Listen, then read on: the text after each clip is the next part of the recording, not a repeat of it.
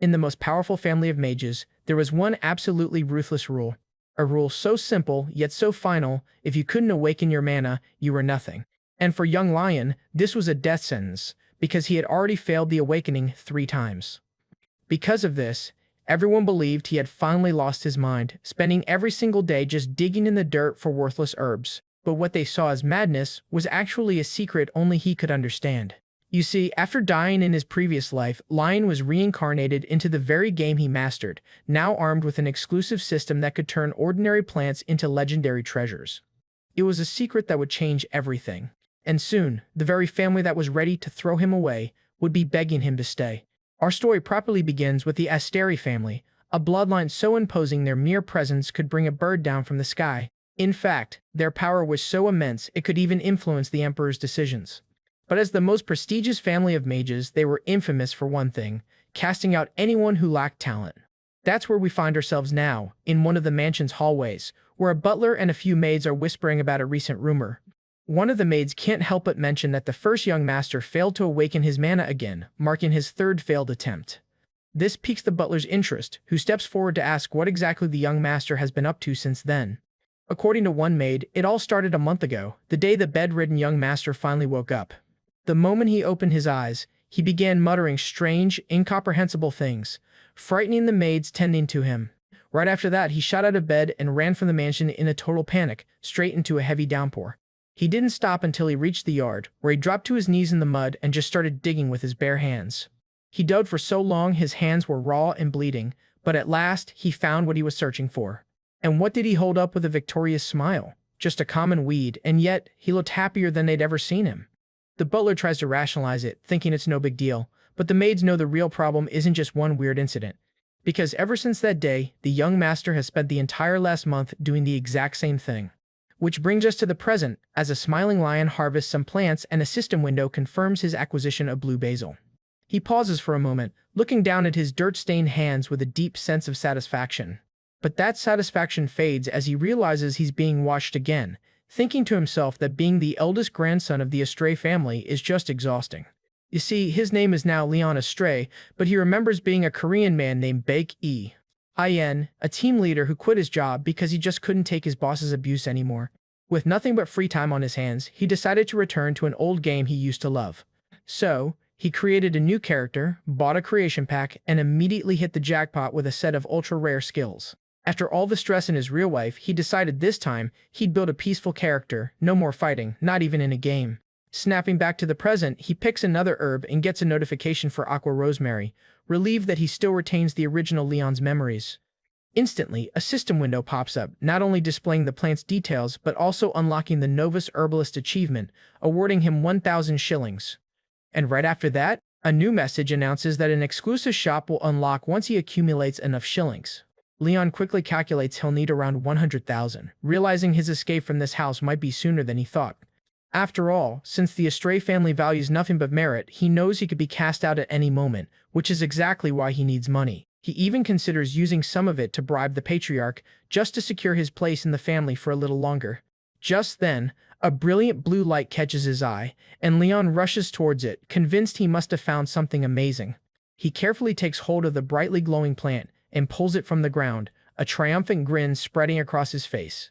A system window confirms his success. He's found a red sun fern, a rare 3-star item. Lion is overjoyed, having unlocked yet another achievement, but his celebration is cut short when he hears someone call his name. He turns to find a hooded elderly woman watching him intently, leaving him completely baffled. Standing up, Lion Astray tells the woman, Sylvia, that he has his reasons, then holds up the glowing plant asking if she can see it. Sylvia admits it's a high-quality herb, but Lion insists that's not the point, gesturing wildly to the light surrounding it. That's when Sylvia coldly responds that she sees no light at all, leaving our protagonist utterly shocked. In that one moment, it all clicks. He is the only one who can see the magical aura around these special herbs. But before he can even process this, Sylvia informs him that the patriarch is looking for him. It's time to return to the mansion. The news visibly startles Lion. His grandfather, the very leader of the family, wants to see him. He immediately recalls that the patriarch is a strict, terrifying man who believes in survival of the fittest, even within his own family. A wave of panic hits him. He's being summoned so suddenly, and he hasn't even prepared a bribe yet. But then, a spark of an idea cuts through the panic. A brilliant new way to handle this situation. He turns back to Sylvia, telling her to inform his grandfather that he'll see him later because he has a request to make first. Then, with a newfound confidence, Lion tells Sylvia that before he meets the patriarch, he has a favor to ask of her. Meanwhile, in a luxurious office, a man reports the day's events to the leader of the Astri family, the patriarch himself, Patrick. Upon hearing the news, Patrick incinerates the report in his bare, flaming hands, furious that his grandson still hasn't come to his senses and is just picking herbs. A report comes in confirming Lion still cannot feel mana, though otherwise his health is good and he has no memory issues. But this news only serves to anger the patriarch, Patrick Astri, who grinds his teeth over his grandson's behavior. The moment the man leaves, a dark aura envelops Patrick as he rises from his chair and calls for Sylvia. When Sylvia enters the office, the patriarch immediately demands to know what exactly his grandson is doing. With absolute calm, Sylvia replies that the young master is gathering herbs, a fact everyone in the mansion already knows. And to make matters worse, she then delivers Lion's message, that he will see him later, which completely enrages the patriarch. In a fit of pure rage, he bellows that if Lion doesn't come to see him immediately, he will level the entire forest. Yet Sylvia simply agrees to deliver this message before vanishing back into the shadows. Left alone, Patrick grumbles about his rude grandson while using a crystal ball to observe him from a distance. Through it, he sees Lion picking herbs and complains that the boy should have run to thank him the moment he woke up. Meanwhile, back in his room, Lion stares at an array of new equipment with a nervous smile, wondering what it all is. He's in shock. He only asked to play around a bit and somehow received equipment that costs as much as a house. Facing all this gear, he decides it's time to trust his instincts and finally put his plan into action. The young man opens his skill window, confirming that just like foraging, potion making also has repetitive quests. He recalls that in the game world, crafting proficiency had tiers, starting from apprentice, moving to expert, and then artisan. Beyond even those was the master tier, a level only one of players ever reached, which completely transformed the quality of their crafted items. To start his grind, Lion decides to make 100 health potions and drink them all to level up his alchemy as fast as possible. With his eyes glowing, he uses one of his skills to extract the magical essence from the potion's components. As the red liquid is transferred into a vial, a system window confirms he has crafted a minor health potion. Without hesitation, he downs the potion in one gulp, celebrating the fact that having the right equipment makes all the difference. Right on cue, two system windows appear, one for his partially restored health, and another showing 1 point of progress toward the alchemist achievement. Lion slams the empty vial onto the table and laughs, confident that his plan to impress his grandfather will actually work. With a determined and slightly intense look, he prepares to spend hours repeating this exact same process. Again and again, the progress notifications keep ticking up, showing him getting closer and closer to completing the achievement. Finally, utterly drained and surrounded by dozens of empty vials, he flops onto a chair, feeling like he can't swallow another drop. It's absolute torture having to drink healing potions when his health is already full, but there is only one left. So with a great effort, the young man gathers his remaining strength to chug the last vial and finish his task. At last, he succeeds, and the Novice Alchemist achievement unlocks, granting him a new recipe as a reward. A confident smile full of anticipation spreads across his face. He's ready to start producing the new item. While preparing everything, he begins to ponder what the perfect gift for his grandfather would be.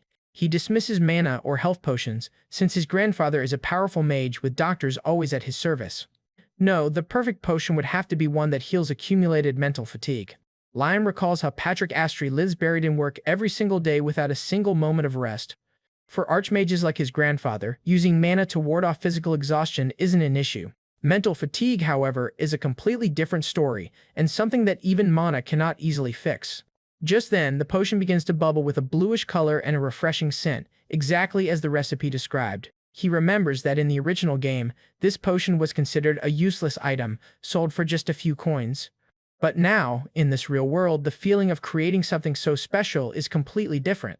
The protagonist uses his extraction skill one more time, and an intense light fills the entire laboratory. The potion triggers flashes of his happiest memories, from back in his past life as Bake, the White Iron. When the light fades, he sees he has successfully created a mental fatigue recovery potion, activating his potion-making specialization. But Lion is stunned to see that the potion is a 2-star item, a quality he only expected to achieve at level 8. A system message confirms this, informing him that he managed to create a potion that should be impossible at his current level. That's when an immense aura of mana explodes around him, and his mana allocation talent is activated. The system immediately alerts him that he can now control mana with much greater precision than other people. He feels that very energy surging through his body as he holds the potion that changed everything. Standing in the middle of his room, Lion Asturi is encircled by a ring of mana, finally awakening his power. With a satisfied smile, Lion observes the blue energy now flowing from his hand, finally experiencing what it feels like to have mana. He cannot contain his joy and breaks into a loud laugh, celebrating this major milestone. But outside the room, another young man with crossed arms hears that laughter, and Lion shouts declaring that the power is finally his. Lion keeps celebrating noisily, completely unaware that he is being watched through the crack in the door. The young spy continues to watch for another moment with a serious expression, keeping his intentions hidden. Once he calms down, Lion drops into a chair and relaxes, thinking that now with both mana and money, his escape plan will be a breeze. Suddenly, he senses that he is forgetting something very important he was supposed to do. After thinking for a moment, Lion springs up from the chair as he remembers exactly what had slipped his mind. Because back in the office, Patrick waits impatiently, noting that his grandson Lion is quite late for their meeting. Sylvia, who is also present, remarks that she doesn't understand why the young master put so much effort into making a simple potion. Patrick reflects on his own history, remembering how he was a central member of the hero party that saved the world. He thinks about his titles as the leader of the Astri family, a man powerful enough to found his own nation. The patriarch reflects that he could easily secure a comfortable life for his grandson without him needing to lift a finger. Sylvia comforts him, saying it is natural for him to worry, but there is something more to the situation. She reveals that while she was watching, she noticed the young master seemed genuinely happy while brewing the potion. Patrick gets annoyed by the idea, stating that happiness is worthless when the end is near. Sylvia reminds him that this was Lion's third man of shock, and surviving just one is already a miracle. Lion asks her he takes his place before his grandfather's desk and apologizes for being late to the meeting. Patrick glares at him sternly and asks why it took him so long to seek him out since getting out of bed. The young man explains that after the Man of Shark, he needed some time to think about a lot of things. Lion admits in front of everyone that he knows he possesses absolutely no talent for magic, which worries Sylvia. He reassures Sylvia, telling her that it's fine and that he has already accepted this fact about himself. He confesses that for a long time, he refused to accept that his body was unable to withstand mana. Because the moment he accepted that truth, he felt he would no longer have a place in the Astri family. He places the potion vial on the desk and says that this is the result of accepting who he is. Lion explains that the potion is the fruit of his studies to become someone who won't shame the family name. Patrick Astri stares at the vial with startled eyes, not entirely understanding what is happening. He perceives that something has shifted in his grandson, a fundamental change that goes beyond appearance or posture. With a flushed face, Patrick is genuinely moved and finds his grandson's gesture deeply admirable. But his rational and proud side takes over, reminding him that he is a transcendent being. He thinks to himself that his body is immune even to the most lethal poisons, so an ordinary potion couldn't possibly affect him. Meanwhile, Patrick Astri melts inside as he recalls his grandson's words. He tries to hide his emotion and regains his stern posture, asking if Lion has finished speaking. With his grandfather's permission, the young man turns to leave the room with a small smile of victory on his face. Even so, the patriarch keeps staring at the potion with a curious and thoughtful expression. He picks up the vial and examines it carefully, sensing that the blue liquid holds an oddly familiar energy. Sylvia suggests analyzing the potion just to be safe, but Patrick declines the offer, trusting the gift. Understanding the decision, Sylvia bows out and vanishes into the shadows, leaving the patriarch alone. Patrick becomes reflective, realizing how long it had been since the last time Lion gave him a gift. He admires the potion's quality, acknowledging that it required a great deal of study and dedication from his grandson. Although he believes the potion won't have much effect on him, he decides to drink it so as not to waste the young man's effort. The patriarch then tilts the vial and drinks all the blue liquid in a single gulp without hesitation. The tension in his shoulders melts away, and his once restless mind finally finds a moment of peace. Fragments of old happy memories begin to play through his mind like a movie, and before he even realized it, he ended up falling into a deep, restful sleep, something he hadn't experienced in a very long time. Shortly after, Patrick opens his eyes slowly, feeling completely renewed. He is surprised that he fell asleep, but notices that he doesn't feel tired or sad, just at peace. Looking at the vial, he notices that his mind is clear, and the headache that had been haunting him is finally gone. He holds the vial affectionately and gives a slight smile, thinking about how his grandson always does whatever he wants. The grandfather recalls an old wish, wanting to live a long life alongside his young grandson. Far from there, some servants gossip and spread a rumor that Lion Astri is close to passing away. They twist the story, claiming that the gift to his grandfather was a farewell, and that he was gathering herbs for his own resting place. One of the servants even laughs at the situation, saying the young master was looking for a spot to be laid to rest. Suddenly, he gets a massive fright when he is startled by someone who is observing them in silence. A red-haired maid appears and scolds them, making everyone snap back to work immediately. A cow worker asks her if everything is all right, but the young woman, named Hannah, mentions that another one of Lion's servants has resigned. Now, because of false rumors, they are running away without an ounce of loyalty, abandoning their posts. She calls them ungrateful, but her cow worker warns her as Sylvia was standing right behind her the entire time. Young Hannah turns completely pale with fear upon seeing the mansion's chief head manager. With a calm yet terrifying smile, Sylvia says she would also love to hear the whole story behind that rumor. Sylvia, who was waiting for him, says it is fine and asks if something urgent occurred. She explains she had to handle some family matters and asks why she was summoned so early. The man who received the potion was none other than the family patriarch, who glares at Sylvia with a serious look. He requests that Sylvia use her special ability, the Witch's Eye, to take a look at the potion his grandson made. As a pink magic circle forms around the vial, Sylvia focuses her power, beginning her analysis of the strange liquid's composition. But the results shock her to the core, and she immediately tells Patrick that this is something the young master could never have created on his own. With a look of pure astonishment, she holds up the vial, revealing it to be none other than the legendary hero's potion. This potion belonged to the very same hero of legend who vanished 50 years ago, right after the war against the demons. He was a figure so powerful that no labyrinth or prison in the entire world could ever hope to hold him. In fact, his strength was so immense that even the gods themselves were hesitant to face him in direct combat. This thought reminds Sylvia that she might be the only one capable of freeing a certain person who is confined within the labyrinth of this very house. Patrick reasons that the potion could only be obtained by the hero, yet he doubts it's the original since it isn't nearly as potent. With a suspicious look, he continues to ponder the true identity of this mysterious concoction. But just as quickly, he dismisses the idea entirely, asserting that it's impossible for his own grandson, Lion, to be the hero.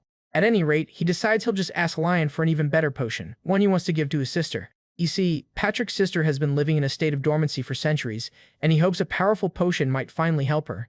And that sister is none other than Sylvia herself, who offers a slight smile upon hearing her brother's concern for her. For a moment, even the stern patriarch laughs at the situation, showing a more relaxed side that he rarely ever reveals.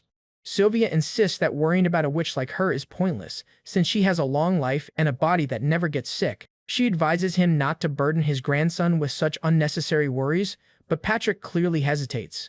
Even so, Sylvia bows deeply, stating that she will gladly accept her brother's affection and concern. Later, back in the office, Patrick immediately confronts Lion, telling him that he looks worried about something. Of course, the patriarch quickly denies being worried himself, immediately resuming his usual stern posture. Lion playfully tries to guess the reason: a lack of sleep, not enough exercise, or maybe just old age, which only irritates his grandfather. Finally, the young man hits the mark, realizing the cause of the worry is the very potion he had given him. So, cutting straight to the chase, Patrick asks if Lion can craft a potion of even higher quality. Internally, Lion panics, knowing that in his current situation, making even another 2-star potion will be incredibly difficult. That last one was a complete stroke of luck, and now he has no more rare herbs left for another attempt. Yet, he can't pass up this chance to please his grandfather, so he says it's possible, but that it will take some time. Naturally, Lion is curious and asks what this new high-quality potion will be used for. Patrick's reply leaves him utterly shocked. He intends to gift it to the chief manager, Sylvia. The young man's mind races as he gets the wrong idea, imagining a secret romance blooming between his grandfather and the manager. Thinking his grandfather must be lonely, Lion boldly promises to make the potion within 2 weeks to help him out. 2 weeks? Patrick is indignant at the timeline, demanding to know why it would take so long to make a simple potion. Desperate not to lose this opportunity, Lion nervously corrects himself and says he can do it in just 1 week. This is his chance to win his grandfather's favor, and he promises he will get it done no matter what.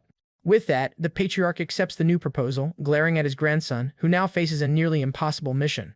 Suddenly, an idea strikes him. He can check the shilling shop, hoping to find some useful material there, but when the system window opens, it only shows a preview of the shop, with blurred descriptions and no way to purchase anything. To make matters worse, he's stunned to see that even a simple magical seasoning costs a whopping 10,000 shillings. That's when our protagonist understands that to gather better ingredients, he's first going to need high-quality tools. Meanwhile, in a noisy workshop across town, a man calls out to his brother who is busy working at the forge.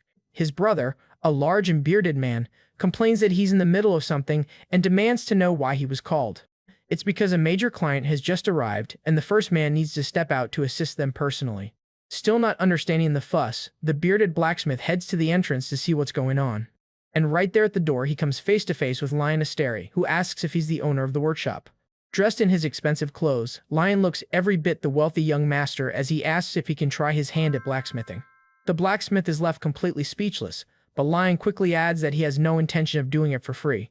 With that, the protagonist flashes a pouch full of gold coins, promising to pay a very generous compensation. But the bearded blacksmith just complains that he already has a headache and has no time to waste on a nobleman's game. His younger brother tries to calm him down, telling Lion that the money he's offering is more than enough to just buy a shovel outright. He even warns Lion to watch out for scammers, but the youth just laughs, explaining that he offered the money on purpose. This bizarre reaction confuses the younger blacksmith, who has no idea what the young master is planning. The bearded man then scoffs, asking if a delicate youth like him really thinks he can make a shovel all by himself. It is at that exact moment that Lion notices a crucial detail about the blacksmith. He recalls the legends of the dwarves, a mythical race that doesn't get burned even when placing their hands directly into the fire. On top of their incredible strength, they are renowned for their extremely detailed and careful craftsmanship. Lion is astonished to find a descendant of the dwarves here, just as the blacksmith finally asks for his name. The moment he introduces himself as Lion Asteri, the blacksmith's brother recognizes him as the family's famous eccentric. Hearing this, the dwarf smirks and tells his brother to prepare a spot for the eccentric youth, much to the younger one's desperation. He simply points to a forge and tells Lion to do whatever he wants, having now made up his mind about the strange young noble. Lion tries to ask the dwarf's name, but before he can even speak, the man has already turned his back to his work. Luckily, his brother steps in, introducing himself as John and explaining the surly dwarf is Millionth Mudu, though it's best to just call him Mudu. With introductions out of the way, John begins to guide the youth through the workshop, showing off their tools and equipment. As he observes their process, Lion can see the equipment is top-notch and the work is meticulous, yet something feels fundamentally wrong. He just can't wrap his head around it. With all this care and skill, why is the final quality of their products so shockingly low? And that's when a system window reveals the source of the problem, a low-level fire spirit far weaker than it should be. Armed with this new knowledge, Lion approaches the furnace and asks John if the flame has always been this pathetic. John gets flustered, stammering that the flame isn't exactly weak, but his own confusion is written all over his face.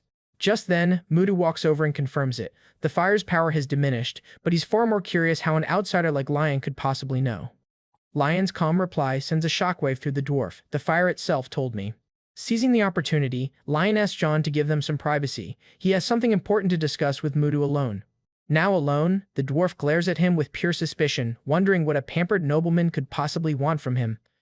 Mudu gets straight to the point, asking directly if Lion saw the fire's spirit, and the young man's confident smile is all the confirmation he needs. So Lion poses a question: what if He could fix the problem?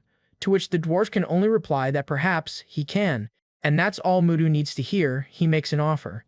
If Lion solves the spirit's issue, he'll not only teach him blacksmithing personally, but will also give any of Lion's requests top priority.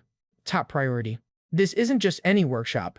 The Asteri Fief's Dwarven Forge is so famous, it receives orders from all across the land. The chance to have priority access to a place like this is too good to pass up, and Lion accepts the deal without a moment's hesitation. With the deal struck, Mudu finally vents his frustration. He'd worked so hard to expand, only for the spirit to become drained, and as a dwarf, he can't even understand what it wants. But Lion can. As Lion approaches the furnace, Mudu watches on, thinking that despite his fragile appearance, this strange young man might just be their only hope. After a moment, he turns to Mudu with a diagnosis that leaves the blacksmith utterly baffled. The spirit is thirsty. Thirsty? The dwarf's immediate suggestion is to throw water on it, earning a sharp scolding from Lion, who asks if he's lost his mind. Calming the flustered dwarf, Lion clarifies they don't need water, they need to give the spirit something it can actually drink. Still in disbelief, the blacksmith has to ask one last time if Lion is truly serious about being able to help. A firm handshake seals the deal, with Lion promising to begin his work that very night. Later that night, as he prepares his tools, the protagonist can't help but sigh. Somehow, he's ended up working overtime yet again. His system window confirms it. The spirit is indeed complaining of thirst brought on by excessive, non-stop work. But knowing the problem is half the battle, and luckily he has the perfect solution, a recipe for aqua rosemary oil. The raw herb itself has a salty taste, but when processed correctly, it transforms into an oil that fire spirits can readily consume. In no time at all, the oil is ready, emitting a soft, bluish glow and a refreshing scent that fills the entire room. He carefully pours the oil over the flames, and the weakened fire spirit drinks it down with desperate greed. But it's not enough. The spirit is still thirsty, so Lion promises to make more. Pushing himself to the limit, he squeezes every last drop of essence from all the aqua rosemary he has left. And after the spirit drinks this second offering, its thirst is finally quenched, its energy fully restored. A wave of gratitude washes over him from the spirit, and his spirit communication talent shoots up by 30. At that exact moment, Mudu rushes in, his face a mask of shock and pure joy, shouting that the eccentric young man actually did it. Noticing his state, the dwarf asks if he's alright, and Lion insists he is, despite looking completely drained. But the words are barely out of his mouth before he collapses, sending Mudu into a frantic panic. Sometime later, smoke drifts from the chimney of Mudu's own house, where Lion is now recovering. When he finally wakes, he finds two curious children peering down at him, asking for his name. The little boy introduces himself as Golden Branch, and the girl as Jade Leaf, names so unusual they leave Lion momentarily speechless. He can't help but chuckle at their cute names, observing the obvious closeness between the two siblings. It reminds him of his own younger brother from his past life, though their relationship was far from ideal. Still, he figures there won't be any issues this time around, since he has absolutely no interest in becoming the family head anyway. Just as he's lost in thought about his family, the children's mother appears to call them away. Laughing, the protagonist finally answers their earlier question, telling them his name is Leon, which the boy happily repeats. The boy decides Young Master's a much cooler name, however, and to his delight, Leon agrees without issue. Their mother, Lee, apologizes for their behavior, but Leon waves it off, instead praising the delicious soup she made for him. She then thanks him from the bottom of her heart for solving her husband's crisis, even though it clearly took a huge toll on him. Just then, the children leap onto their returning father, excitedly asking if it's true that Leon really did heal the furnace spirit. With a warm smile, Leon announces that it's time for him to leave, now that he's eaten and rested. But Mudu stops him short, insisting that he's already prepared the promised reward for his invaluable help. This catches the protagonist off guard. He has no idea what the dwarf could have possibly prepared. The dwarf presents him with a box containing a set of fine tools and a golden plate, a symbol that all of Leon's future orders will receive absolute priority. But according to Mudu, that isn't even the most important part of the reward, and he asks the young man to follow him back to the workshop one last time.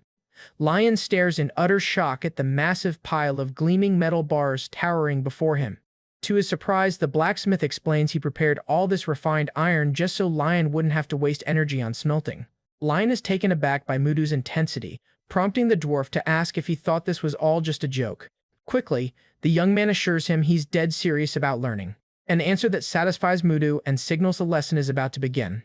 And so the lesson starts, with the dwarf explaining that the foundation of all smithing is getting the iron to the perfect temperature. The metal can't just be red hot, he warns, but it also can't overheat to the point of melting away. Then, just as the iron reaches a brilliant yellow, Mudu shouts, "That is the moment to strike." With that, the blacksmith brings his hammer down, explaining how controlling the force of each blow is essential to shaping the blade. For the final step, he attaches the wooden handle to the metal blade with one last powerful and precise strike. Mudu then holds up the finished shovel, a flawless tool, and asks Lion if it didn't look easy, leaving the young man speechless. Lion has to agree. For an ordinary person, it would be anything but easy, and then asks if he can use all the prepared iron himself. The dwarf agrees and steps aside, only to be completely baffled when Lion claims he already understands how it's done. Before Mudu can even question him, Lion grabs an iron bar and plunges it straight into the forge without a hint of hesitation. With a determined smile, he declares that he's going to make his own tool, right here and now. He seizes the hammer and gets to work, but immediately realizes this is far harder than he ever could have imagined. His very first attempt is a complete disaster. A twisted, useless piece of metal that has to be melted down. Yet even as exhaustion sets in, Lion refuses to give up, convinced that constant repetition is the only path to success. And then, with a little help from the fire spirit, he finally gets the hang of it, pulling the iron from the flames at the absolute perfect moment. He carries the glowing hot metal to the anvil, preparing to strike with all of his strength and newfound concentration. Then comes the blow, powerful and precise, shaping the metal just as Mudu had demonstrated. That's when it happens. System windows flood his vision, announcing that he has just awakened the blacksmith talent. In an instant, Mudu rushes over, electrified by the energy he felt in that last strike, urging Lion to keep going. So Lion continues, working the metal with incredible precision as the dwarf watches intently from behind. With a final, firm strike, the young man secures the wooden handle to the shovel blade, successfully finishing the job. He lifts the new tool, which now glows with a magical aura, a true masterpiece. Even Mudu is impressed, admitting the shovel is better than what most journeyman blacksmiths could ever hope to create. But Lion doesn't waste a second celebrating, instead immediately asking Mudu to teach him how to make a sickle next. The dwarf blacksmith is once again floored by the young man's insatiable hunger to learn. In fact, he just bursts into laughter, calling Lion's drive both absolutely insane and infectious. And with that, Mudu agrees to teach him everything he knows, while Lion silently celebrates, knowing this will help him save his grandfather. Sometime later, we find Lion back on his herb-gathering journey, only this time, he's equipped with much better tools. With his newly crafted shovel, digging into the earth is effortless, allowing him to unearth much rarer ingredients. Case in point, he finds a fender ginseng, a potent plant known for restoring stamina, much like wild ginseng. Lion can hardly believe it. Simply using a better tool has made a massive difference in his foraging. A confident smile spreads across his face. If his skill with the shovel keeps improving, making that 3-star potion will finally be within reach. Just then, the young man spots some sweet potato leaves and shoots, which he knows can be used for food. But more importantly, he realizes that where there are leaves, there must be something valuable buried just beneath the surface. However, the moment he tries to dig, his shovel suddenly bursts into flames, leaving him completely startled. That's when a system window pops up, informing him that the fire spirit's blessing on his shovel has activated, and he's just gained a roasted sweet potato.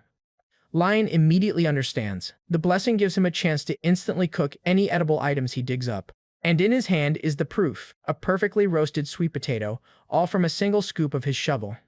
Feeling a pang of hunger, the young man decides to eat first and get back to foraging later. He takes a huge bite, only to be startled by just how piping hot the sweet potato still is.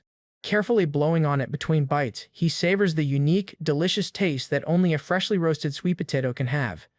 It was absolutely delicious, leaving him feeling refreshed and ready to keep going. But as he eats, the enticing smell of the food draws a few small white birds toward him. When one of them lands nearby, the young man kindly asks if it wants a piece for itself. With a gentle flick of his wrist, Lion tosses a small piece of the sweet potato toward the curious bird. It greedily snaps up the treat and chirps happily, a sight that brings a smile to Lion's face. His snack finished, Lion gets to his feet, deciding it's finally time to gather the potion ingredients. Meanwhile, back at the mansion, a man sighs in relief at the scene unfolding outside. 3 whole days have passed since Leon left, and the man has been sick with worry, wondering what on earth he was doing at the workshop. Just then, a voice from behind makes him turn, revealing the head manager approaching, also commenting on Lion's long absence. He respectfully greets her as chief manager, confirming Sylvia's high-ranking position within the mansion. Unable to hold it in, he unburdens his fears about the nasty rumors circulating that the young master is either on his deathbed or about to be cast out. But suddenly, a familiar voice calls out, and there stands Leon with a smile, stunning everyone waiting for him. Without a second thought, both Sylvia and the man rush toward him, completely shocked by the young master's filthy and exhausted appearance. Trying to reassure everyone with his calm, the protagonist just smiles and insists it's nothing major. But the man is too shocked by Leon's appearance to be calmed, his attention immediately diverted to the little bird on his shoulder. Even Mayan is surprised, noticing the bird for the first time and wondering when the small animal started following him. Just then, Sylvia calls his name in a serious tone, and the young man turns to face her, bracing for a scolding. "You can stop now," she says, and Lion instantly knows his grandfather must have already told her about the potion. Scratching his head sheepishly, he can't help but complain about what a gossip his grandfather is for telling the secret. Even so, he asks her to wait just a bit longer because, despite the delay, he finally secured all the ingredients. To hear that the youth actually managed to get the ingredients for the potion leaves, Sylvia completely shocked.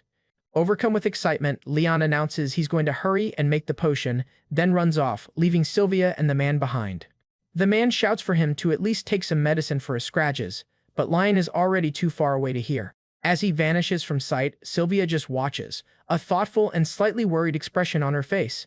She knows, after all, that regular potions don't work on her, and she still remembers how Lion was the sickliest child she had ever seen. And yet, remembering Lion's smile from back then, a small flicker of hope ignites within her. Could he truly be capable of creating a potion of such a high level? A few days later, that very question leads Sylvia to be summoned to the office of the Astari family patriarch. Patrick immediately notices the different expression on his sister's face and asks if the potion she drank had any effect. Sylvia has to admit that her emotions, which had been dried up for decades, have finally become clear again. Still, she doesn't believe Lion did it alone and accuses Patrick of helping, but he flatly denies it. The patriarch insists he's been far too busy preparing Lion's now uncancelled coming-of-age ceremony. This revelation shocks Sylvia even more, because if Lion made the potion by himself, it presents an even bigger issue. It would mean the potion she drank appears to be a Truro's potion, something that shouldn't even exist. A potion tied to the tragic legend of the hero, the one who appears to save the world from destruction, only to live a life of endless battles and despair. And once peace finally arrives, these heroes simply vanish, as if they were nothing more than disposable objects. Patrick adds that the hero's companions and descendants searched for him but never found a single trace, which leads Sylvia to raise a terrifying hypothesis. What would they do if Lion were the true hero? The patriarch's face turns serious as he says that losing one companion on the battlefield was more than enough. With a faint smile, Sylvia agrees that if that's the case, then it is time to hide their cub very well. And with that, she announces her retirement, leaving Patrick completely shocked by the sudden decision. He can't believe what he's hearing, asking if she is really giving up her freedom just to protect Lion. But Sylvia interrupts him, saying his wish to free her has always been greater than her own desire to be free. She then repeats his own words back to him, that worrying about a witch is the most useless thing in the world. In fact, the witch reveals she has already memorized the entire contract that binds her to the Astari family. The very contract which states that the witch Sylvia cannot leave the property and must live as a human among them. And since the cub allowed her to live as a human again, she will now gladly protect him from up close. Word of this change spreads until Lixil discovers that a new, exclusive maid named Lixil Astari will be serving Lion. As the second son of the family, an unprecedented genius, and the youngest fourth circle mage in history, this is absurd. To someone like him, the sudden arrival of this new maid seems extremely suspicious. Finding Sylvia, Lixil dryly comments that she seems happy, and asks if she is really retiring from her position. Sylvia confirms it, explaining that Leon's potion worked wonders for her, and that she simply came to say goodbye. Then, she suggests that if he is so curious, he should go see the young master with his own eyes. She even reminds him of how he used to follow Lion everywhere when they were children. With a mysterious smile, the witch says that everything she told him is the absolute truth. This leaves Lixil deep in thought, finding it impossible that his foolish brother could be the cause of all this commotion. Decided, he resolves to go to the Mere Forest to check the story with his own eyes. That night, the young man arrives at the Astri territory, deep in the dark and mysterious Mere Forest. Suddenly, a strange noise from the middle of the brush stops him in his tracks as he tries to identify the source. Sneaking through the trees, he sees a silhouette kneeling on the ground, doing something utterly bizarre. Lixil recognizes the figure as his brother, and wonders what exactly he could be doing out here. He then watches as Lion, looking like a wild animal, is about to take a massive bite out of something he picked off the ground. Desperate, Lixil casts a light spell, shouting for his brother to stop immediately. He warns him not to eat something so filthy, but his attack hits Leon dead on. For a moment, the two brothers just stand there frozen, facing each other in an awkward and confused silence. That silence shatters as Lion drops to his knees, crying in despair over his roasted sweet potato, now smashed on the ground. Upon recognizing his brother, Lixil panics, since he only ever planned to observe him in secret. But Lion is also confused, wondering if his younger brother really came all this way into the forest just to see him. Lion panics, thinking Lixil is here to spy on him, but the truth is far simpler. While Lixil apologizes for using magic on the dirty food, Lion just argues that sweet potatoes are supposed to look like that. But his brother's next question leaves him completely speechless. Is that the root crop rich in starch? The protagonist is in shock. His magic genius brother has never even eaten a sweet potato. He declares that Lixil is missing out on one of the best things in life, which only confuses the young mage further. So Lion tells his brother to sit down and wait, promising to dig up a few more for him to try. Then, turning with a smile, he asks if Lixil knows how to use fire magic to help out. Of course, for a mage of his caliber, making a small campfire is no trouble at all. Moments later, Lixil sits by the fire he created, warming his hands in the magical heat. Just then, Lion returns with an armful of sweet potatoes, asking if the fire is ready for roasting. Without a second thought, the protagonist tosses the entire haul directly into the campfire's flames. Lixil worries they'll burn to a crisp, but Lion reassures him, explaining their thick skin offers more than enough protection. As they wait, the silence is finally broken by Lixel, who wants to understand what's really going on with his brother. Lion uses this opportunity to give some advice, saying that stepping out of one's routine can help clear the mind. And for Lixel, who constantly feels the crushing pressure to be perfect, those words clearly hit home.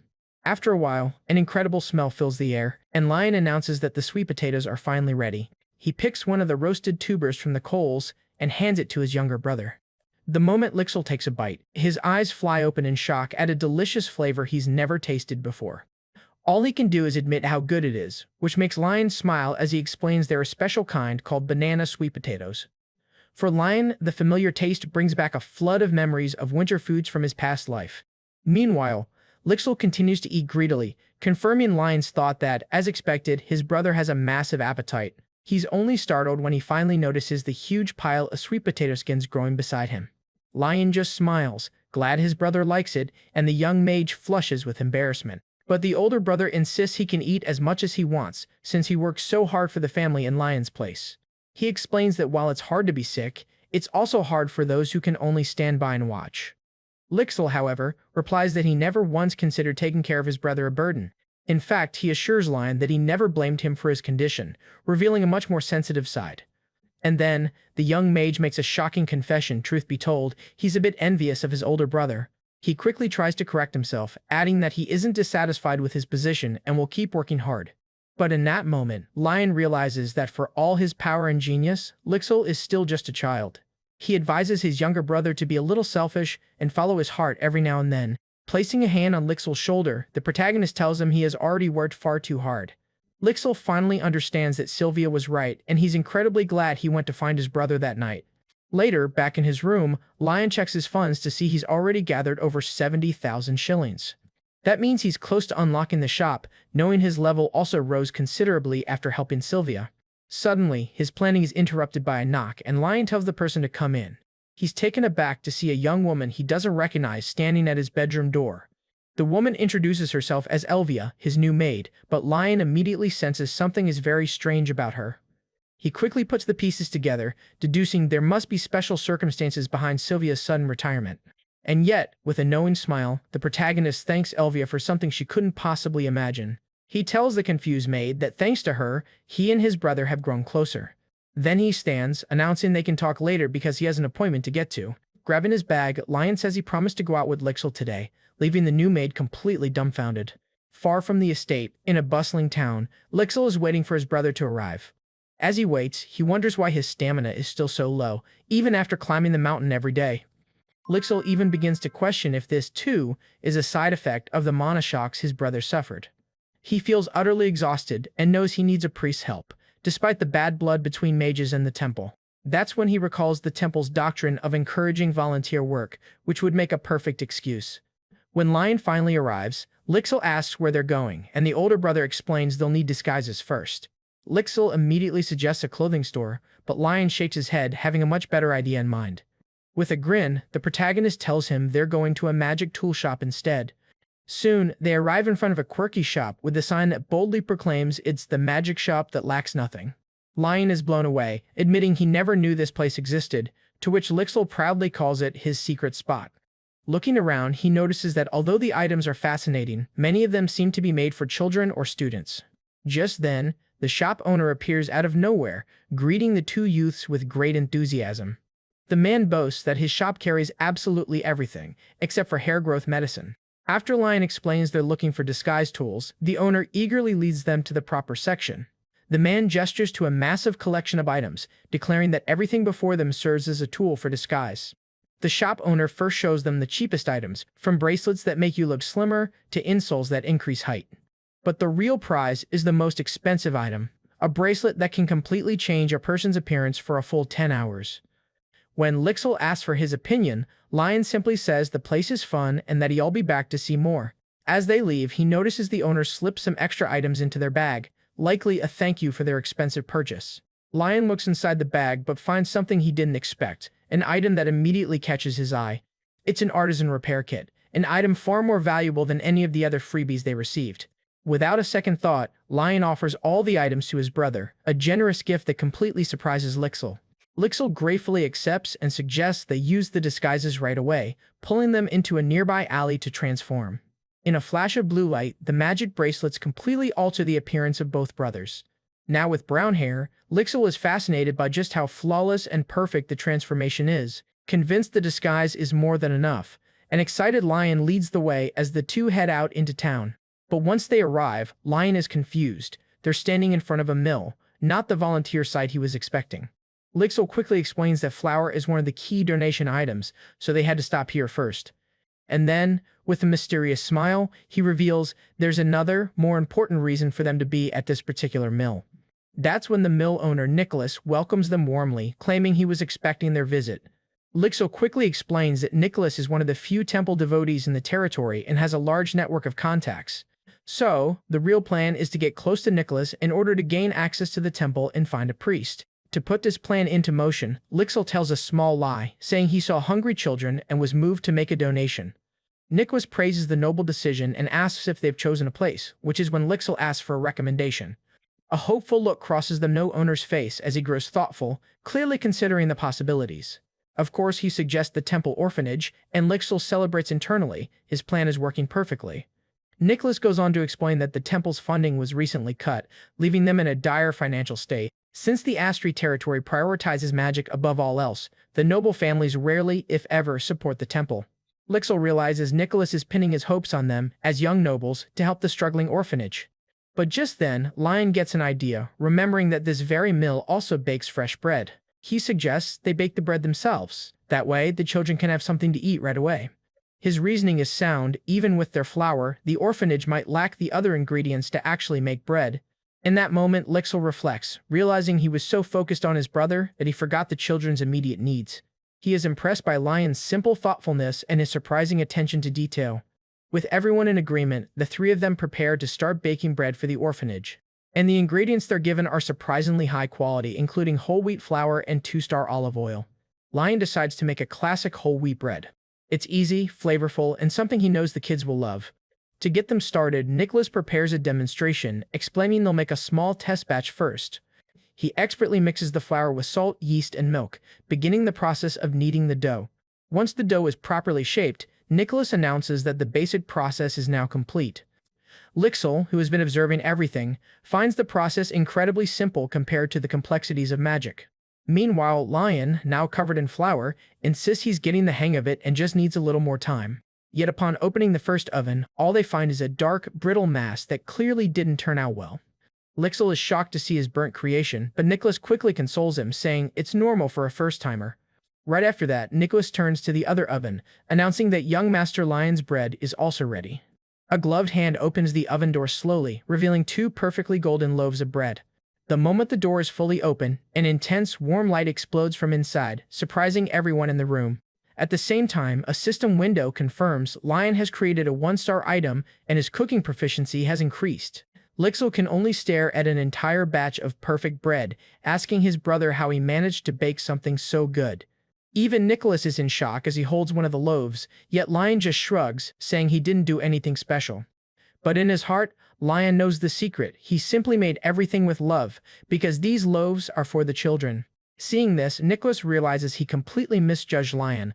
These 2 brothers are sincerely trying to help. This realization sparks a new idea, and Nicholas suddenly excuses himself, saying he must go somewhere urgently. Promising to return as fast as he can, he runs out of the mill, leaving the 2 brothers completely bewildered. While Lixil starts to worry, Lion simply reassures him, suggesting they should just keep on baking. His spirit renewed, Lixil jumps back in, declaring he'll work hard not to be outdone by his older brother. As the 2 continue baking together, another window appears, showing their progress toward the baker's achievement has increased. Not long after, Nicholas bursts back into the mill, his sudden return surprising the 2 youths. But Lion is left utterly speechless when he sees that the mill owner did not come back alone. Because accompanying Nicholas is a whole group of village residents, all of them marching into the mill with determined fire in their eyes. One of the men explains that Nicholas told them about the youth's good hearts and everyone wanted to help. Then, a blonde woman approaches and says her husband from the forge wanted to come, but she came in his stead. Lee places a large, heavy suitcase on the floor, ready to show what she brought to help. Upon opening the suitcase, she reveals a large quantity of cheese, milk, flour, and other supplies. Another highly strong woman from the village arrives, carrying a massive pile of sacks on her back. Lixil is marveled by so many donations, and Lion comments on how kind the people of the territory are. Lixil reflects and feels ashamed, as his only interest was using Nicholas to meet a priest. Looking at his brother, he realizes that as long as Lion recovers, he will do great things. The protagonist smiles, genuinely happy with the help and kindness of everyone around him. Hours later, the group arrives at the temple orphanage in the Asturi territory to make the delivery. A woman who works at the orphanage weeps with gratitude upon seeing the massive amount of donations. Two children from the orphanage peek into the breadbasket, smelling the delicious scent coming from inside. Shortly after, all the children gather around, excited about the fresh bread and the new clothes they received. Lion hands a loaf to each child, who thanks him with a smile on their face, happy with the food. Lion gets a bit confused seeing the children's reaction while distributing the bread. He and the orphanage caretaker observe a little boy running away from the group. The boy stops and looks back with an expression of suspicion and anger on his face. The orphanage director explains to Lion that the child's name is Peter. At that moment, she notices Lion walking away with a basket and asks where he is going. With a gentle smile, the young man replies that Peter hasn't received his bread yet. He also notices that the boy named Peter looks far too thin for his age. Carefully, the protagonist approaches and calls out Peter's name, who flinches from the startle. Lion sits down beside him and offers a loaf of bread, saying it's the last portion left over. He begins to describe the bread in an exaggerated way, talking about how warm, soft, and delicious it is. Suddenly, Peter's stomach begins to growl very loudly, showing that he is hungry. The boy turns bright red with embarrassment, and Lion realizes he truly needs to eat. But since Peter is refusing to eat even though he's hungry, the young man decides he needs some space. After some time, Peter ends up falling asleep under the tree and wakes up a bit later. He grumbles that volunteers only show up to make themselves feel good and never come back to the orphanage. Peter gets startled to see that Lion is still there and shouts, asking why he didn't leave. Lion offers the bread again and says he is starving, asking if Peter isn't as well. The boy turns his face away stubbornly, and Lion asks if he really isn't going to eat anything. With a smile on his face, Lion says that's fine and prepares to do something with the bread. Then, to Peter's surprise, the protagonist splits the bread in half with his hands. Lion begins eating the bread right in front of the boy, who is shocked by his attitude. On an impulse, Peter snatches the other half of the bread and yells that he is the one who is going to eat it. Upon taking the first bite, the boy's eyes widen as he realizes how delicious the bread is. He continues eating the bread quickly while Lion observes the scene with a satisfied smile. After eating, Peter offers a piece back to Lion, showing a bit of gratitude. The protagonist smiles and hands him an entire loaf, saying it was his portion but that he could keep it. Peter looks at the bread in his hands and finds this whole situation very bizarre. The boy cannot understand why something so simple could be so incredibly delicious. In his mind, he still believes that gestures like that are just for show and are not sincere. In his thoughts, Peter remembers that the people who were kind to him always abandoned him in the end. Eating the bread, he cries and thinks that all adults are liars and cannot be trusted. Lion then approaches and begins talking to the boy, asking if he knew something. He explains that unlike adults, Peter didn't skip a meal even though he was upset, and that was good. With a big smile, Lion says that while he was baking the loaves, he hoped someone would love them. The young man's words touch Peter's heart, whose eyes fill with tears, not knowing what to say. Lion asks if he is crying, but the boy replies it's just because the bread was so good. After a silent moment, the little boy stands up and thanks Lion from the bottom of his heart for the food. The protagonist then extends his pinky finger and promises he will bake more bread next time.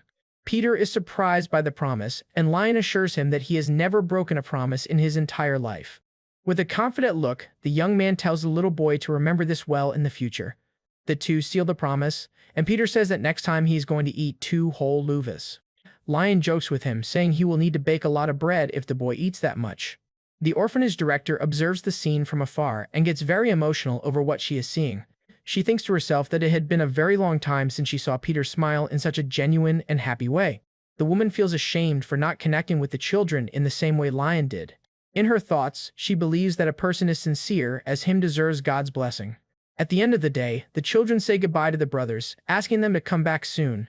As they were leaving, the director asked them to stay at the orphanage for a little longer.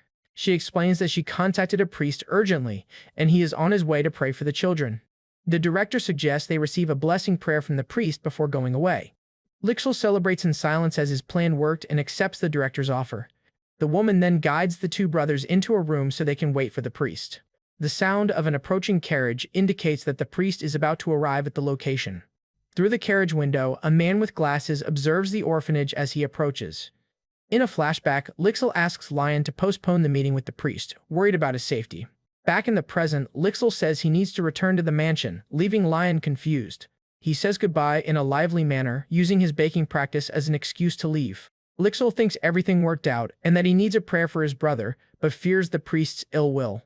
Because of this, he decides he needs to find the priest first to check his intentions. The priest introduces himself as Licht, and a system window suggests he is the high priest of the temple. Licht mentions he heard from the director that Lixil wanted to be an anonymous benefactor, and the youth confirms it. The priest finds Lixil younger than expected and thinks he must be somewhat important in the clergy.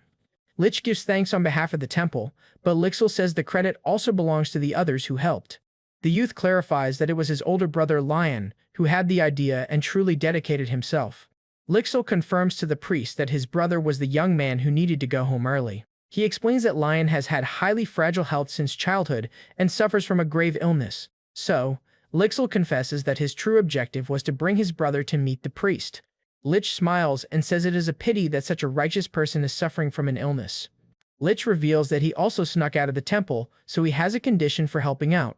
Lixil grows apprehensive as he cannot read the priest's expression and fears a refusal. The priest finally responds, scheduling a meeting for 3 days in the future.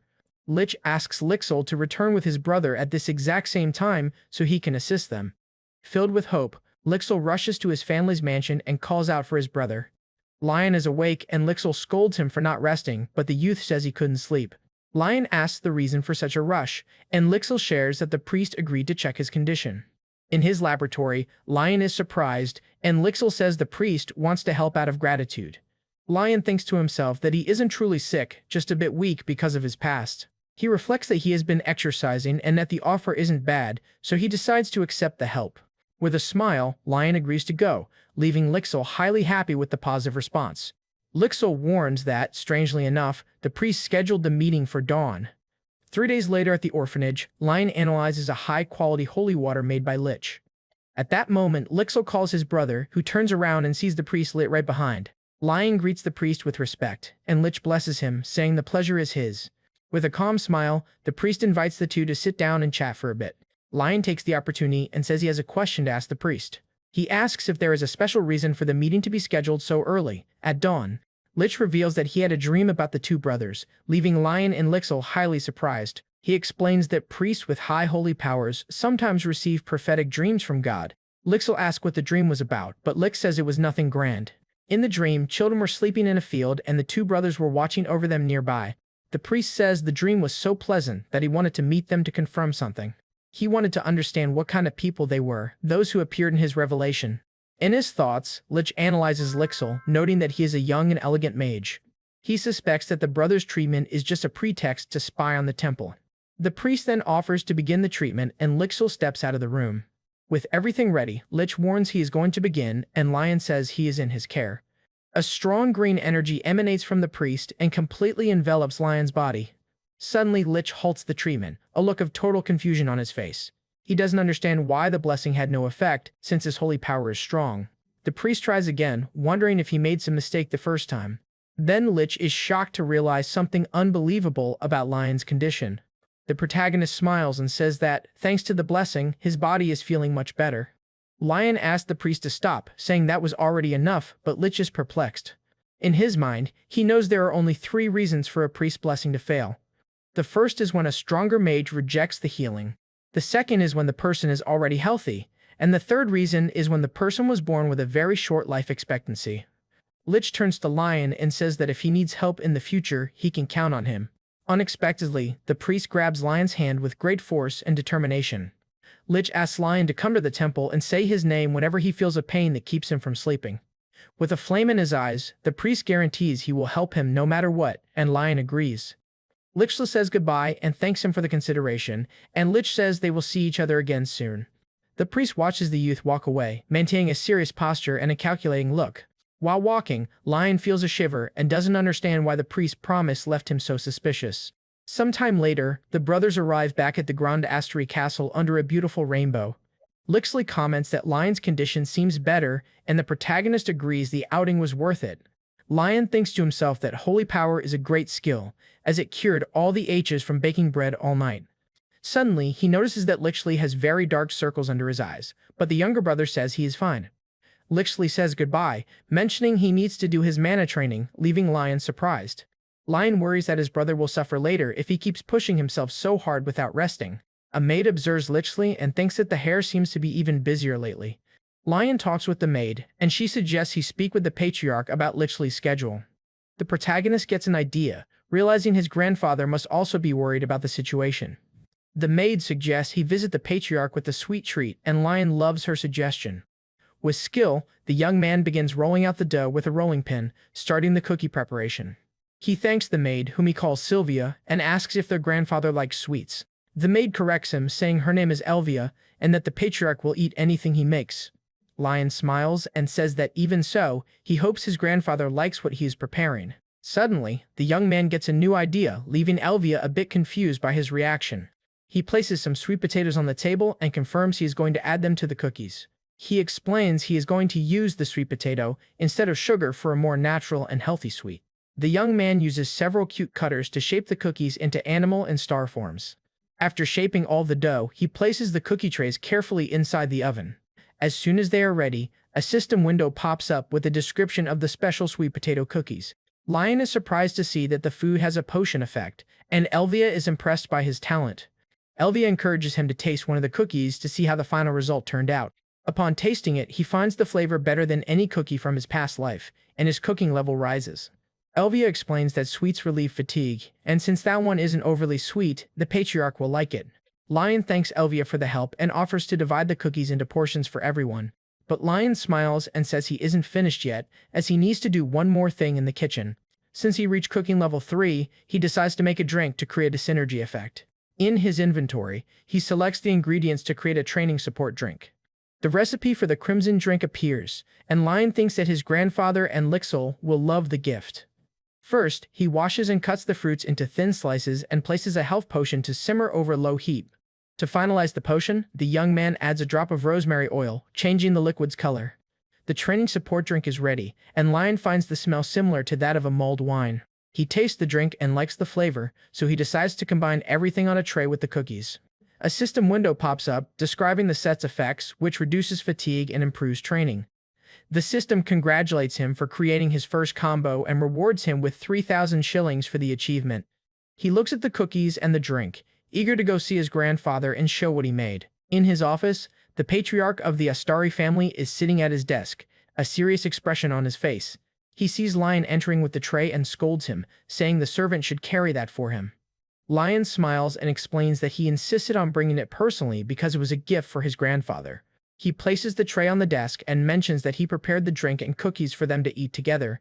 The patriarch is surprised to learn that his grandson prepared all that by himself, and the youth confirms it. The grandfather picks up one of the bear-shaped cookies and observes it in silence for an instant. Upon taking the first bite, he is shocked by the cookie's texture, which melts in his mouth. The flavor of the sweet potato and banana spreads, creating a special and unique sweetness for him. A window alerts that Lion rose to cooking level 4 by pleasing someone with his food. The patriarch then looks at his grandson seriously and tells him to say what he truly wants. He asserts that Lion didn't come all the way there just to deliver cookies, and the youth confirms it with a smile. He asks if Lichley couldn't rest a bit until the date of the ceremony arrives. The protagonist explains that his younger brother's training schedule is far too heavy. He asks his grandfather to reduce the training intensity so that the entire family can participate in the ceremony. The patriarch is moved to see Lion's concern for his brother and fills with pride. He thinks about how the two brothers, who previously seemed distant, now share such a strong bond. The grandfather agrees to the request and says Lichley will have self-directed training until the ceremony. The patriarch begins, asking if Lion has any other request for his upcoming ceremony. When Lion says he doesn't, his grandfather is struck by his grandson's humility and complete lack of greed. After all, during the ceremony, the family must grant any wish of the heir, even if it's the rarest jewel in the world. He realizes that by leaving the choice to him, Lion is simply giving him a chance to prepare the perfect surprise. Meanwhile, as Lion leaves the office, he can't help but wonder what his grandfather meant by preparing well. Speaking of preparing, his younger brother Lichley is completely buried under piles of books, looking drained from his relentless studies. That's when Lion bursts into the room, startling Lichley so badly he knocks a mountain of papers right off his desk. Surveying the mess, Lion jokes that he never realized his brother lived in such a chaotic place. Lixel's face flushes with embarrassment, stammering that this is the last way he wanted Lion to see his room. But Lion just grins, revealing a plate of cookies he brought as a snack for his exhausted brother. The moment Lixel takes a bite, his eyes go wide with surprise. They're absolutely delicious. He marvels at his older brother's talent with his hands, a compliment Lion just shrugs off modestly. And with his brother in a good mood, Lion shares the real reason for his visit. Lixel can finally relax until the coming-of-age ceremony. He explains that he'd already secured their grandfather's permission, having noticed just how drained his brother was. Completely moved by this gesture, Lixel thanks him from the bottom of his heart for his concern. Yet Lixel's reaction isn't relief, it's renewed worry, and Lion is surprised to realize he's talking about the family's special ritual. This ritual, a key part of the Asturi family ceremony, is known as the Library Labyrinth. It's a trial where the labyrinth becomes infinite if forced, but a special item awaits whoever can reach the end. Instantly, Lion puts it together. Lixel is worried because he lacks mana, but he quickly reassures him that it's just a formality. Before he can finish, however, Lixel cuts him off. The problem isn't the ritual, it's the ceremony clothes. Now Lion is just left confused. How could the clothes possibly be a problem? That's when Lixel asks the fateful question, has his brother already seen the outfit their grandfather prepared? Just then, a young maid presents a drawing of the attire, and Lion is absolutely horrified by what he sees. It turns out the patriarch has famously terrible taste in fashion, making the outfit a total disaster of clashing colors. Utterly despairing, Lion insists he cannot possibly wear that, especially not as an 8th Circle Archmage. He doesn't understand how his grandfather has dressed so well until now, but Lixel has the simple answer. Elvia always stopped him. So the maid was the secret guardian of good taste all along, which means Lion now has to find his own solution. Sometime later, Lion makes his way to the village, where he finds Lee, the blacksmith's wife, with her children. He comes bearing a gift, a bag of homemade cookies, which makes the children absolutely light up with excitement. As the children happily munch on their treats, Lee asks the reason for his visit, and Lion admits he's there to ask for a favor. Her curiosity piqued, she listens as he asks about a specific tailor, one who once helped him back at the orphanage. He just wants an introduction to the man, but Lie's hesitant reaction is not what he expected, leaving him a bit confused. Lion recalls how this tailor could adjust children's clothes on the spot, transforming mere scraps of fabric into brand new pieces. That is exactly the kind of talent he needs now, and Lee finally agrees to the introduction, but she warns him there's a problem. Refusing to give any more details, she simply tells Lion to go to the location himself if he wants to understand the situation. So, following her vague instructions, Lion soon finds himself standing before a place that looks completely abandoned. A dilapidated sign sways perilously in the wind, and the youth doubts he's even in the right place. He pushes the door open to find a dark, dusty room filled with silent mannequins, and wonders why a true master would work in a shop like this. Stepping deeper into the darkness, Lion calls out, only for a gloomy voice to answer from the shadows. Suddenly, a light flicks on, and a man rushes toward him, his face alight with joy as he asks, "A customer?" But then the tailor's expression shifts. He recognizes the boy from the orphanage, yet finds the color of his hair and eyes strange. In response, Lion pulls back his hood, explaining that he is the eldest grandson of the Astri family and was previously in disguise. The man's smile returns as he nods in understanding. A noble like him must have his reasons. He then asks what could possibly bring such an important person to his humble shop, to which Lion replies, he's looking for a skilled tailor. This leaves the tailor completely shocked, insisting that a great family like the Astri would have no need for his humble services. But as Lion's eyes scan the room, they land on a shelf packed with awards, including the single most prestigious grand prize in the entire empire. Moments later, the tailor returns with tea, apologizing that his current situation isn't ideal for receiving visitors. In return, Lion offers him the cookies, adding that he prepared them himself, a fact that leaves the tailor absolutely stunned. His mind flashes back to the incredible bread Lion once made for the orphanage, and a wave of curiosity about this cookie washes over him. And so, with great expectation, he lifts the small, bear-shaped cookie to his lips. The first bite is a revelation. The texture, the flavor, it's all simply incredible. But then, the sensation shifts, transforming into something else entirely, something completely unexpected. Suddenly, the flavor is no longer just a flavor, it's a story, a vision of a prince falling deeply in love with a simple country girl. He's flushed, emotional. The word delicious is not nearly enough to describe this experience. His eyes wide with awe, he shouts that this is no mere cookie, it is a true work of art. Watching his reaction, Lion thinks with satisfaction that the cookie's unique qualities remind him of himself. As the tailor recovers, still praising the wonderful snack, he begins to realize he is in the presence of a talent far beyond anything he ever imagined. He says he almost cried with emotion and that the cookie filled him with endless inspiration. The man introduces himself as Andre and promises to answer any question with total honesty. The tailor says he is the best at his craft, but that there is a major problem in hiring. He warns that if other nobles find out about him, Lion might become a laughingstock. Andre reveals he is an illegitimate son of a noble family, and because of that he is despised by everyone. The tailor suggests Lion lie about the cloth as origin, but the youth asks to see his work. With a sigh, Andre draws back a curtain, and what Lion sees on the other side leaves him astounded. The tailor says they are just pieces he sells to his neighbors, but Lion thinks it's all incredible. System windows pop up, showing that the simple clothes have 1 or 2 stars of quality. Lion looks at the wonderful clothes, shocked to think that that is Andre's reality. He realizes that for a simple fabric to have 2 stars, the other conditions must be perfect. The protagonist imagines what Andre could create if he had access to high-quality fabrics. Lion then declares he wants to wear clothes made by Andre at his coming-of-age ceremony. The tailor says it would be an honor, but worries about the young master's reputation. The protagonist holds up 3 fingers and says he will need 3 outfits for the ceremony. Andre stares at Lion with a look full of doubt and concern, not knowing whether to accept the proposal. But the protagonist guarantees he will take full responsibility and challenges him to have ambition. With his heart racing, Andre accepts the offer and tells the young master just to give the order. Full of energy, the tailor grabs his tools and asks what kind of clothes Lion desires. The youth describes that he wants something elegant, with a sense of unity but without looking old-fashioned. Suddenly, Andre realizes the patriarch will also wear his clothes and asks if Lion is sure. With a confident smile, Lion says the opinion of other nobles doesn't matter to his family. The tailor understands that no one would dare criticize the Astari family, which is almost like royalty. He introduces himself formally as Andre and promises he will give his best to create the outfits. Andre asks if Lion has a fabric in mind, but the youth admits he doesn't understand the subject.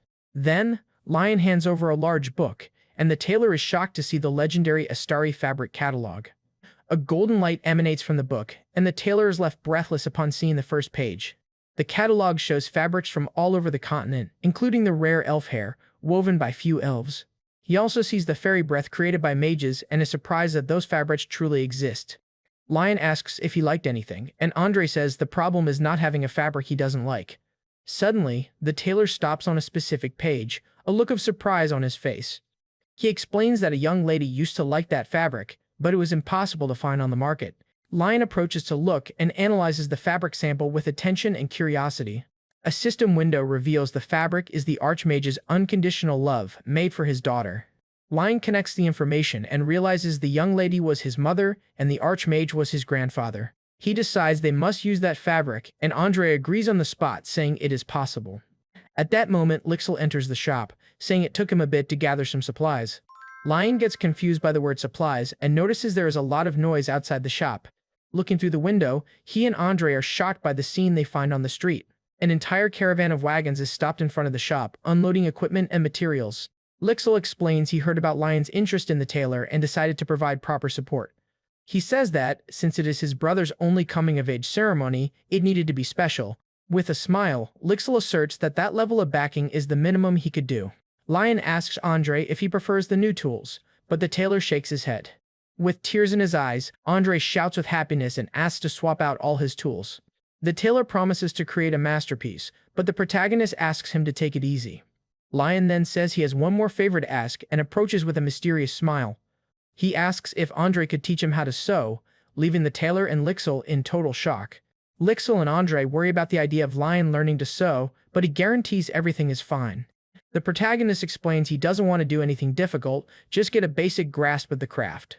He says that by understanding the techniques, he will be able to better appreciate Andre's hard work and passion. The tailor is highly moved and agrees that every stitch and every cut carries an intention. With his heart touched, Andre promises he will teach everything he knows without hiding any secret. He decides to take Lixel's measurements first and tells Lion to explore the shop in the meantime. Lion walks through the shop and admires the clothes, thinking about how incredible they are even after looking several times. He finds a pants mold and wonders how Andre managed to create such good pieces with low-quality fabric. The youth picks up the piece and thinks about what the sewing process would be like, considering trying on his own. Then Lion remembers an artisan repair kit he received as a freebie at a magic shop. This is it, the perfect opportunity to use that magical item he'd stored away. Upon activating the kit, an old needle suddenly glows and transforms, looking brand new. Lion watches in fascination as the needle not only renews itself, but even threads itself automatically. As the sun sets through the window, Lion loses himself completely in his very first sewing project. Carefully sewing the fabric, he's surprised to discover this is actually quite fun. Just then, light guides appear on the fabric showing him where to sew. It has to be the magic tool's power.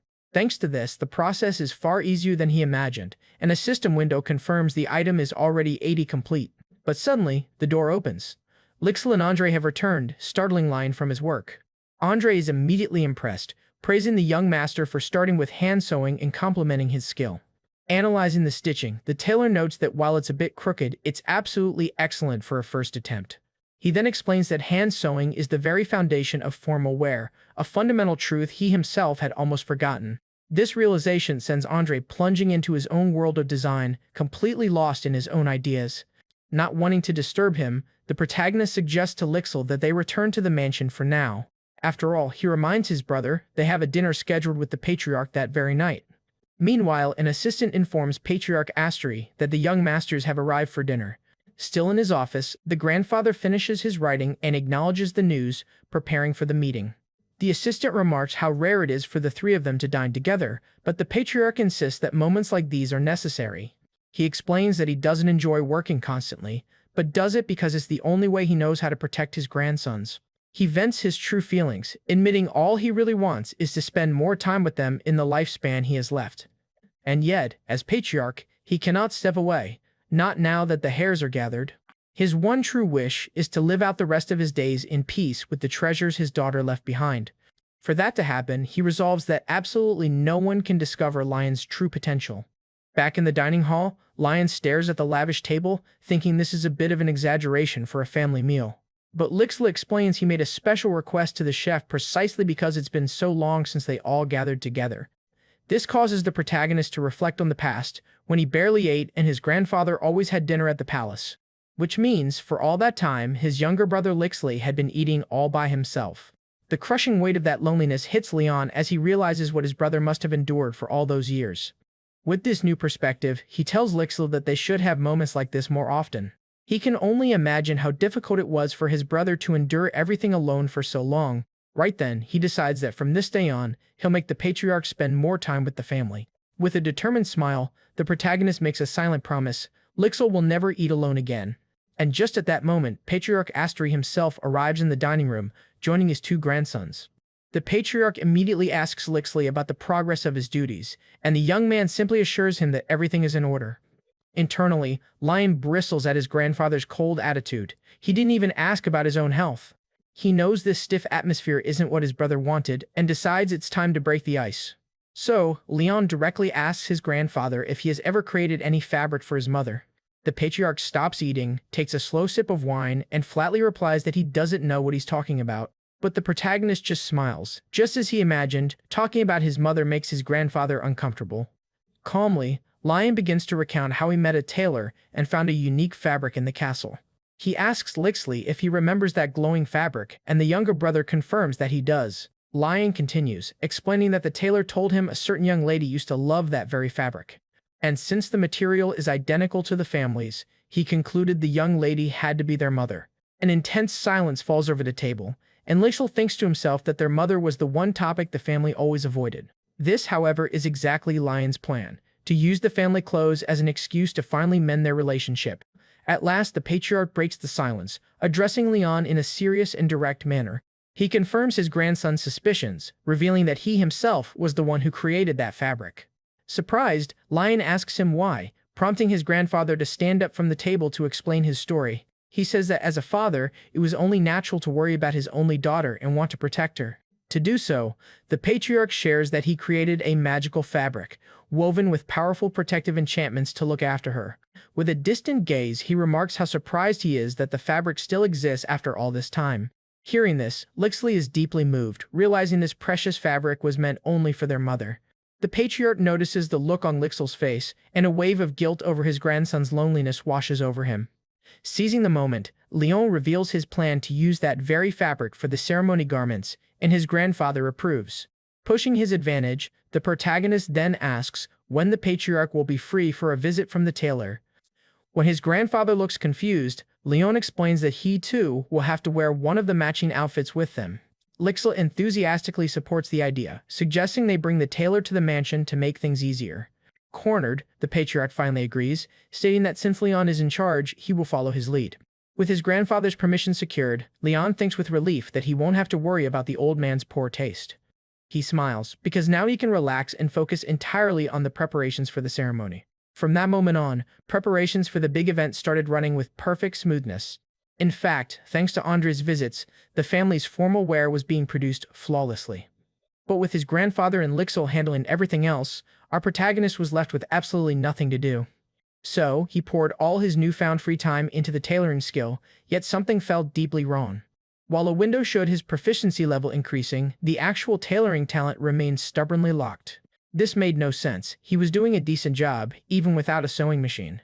That's when a terrible, sinking doubt began to creep into his mind. What if he simply had no talent for tailoring at all?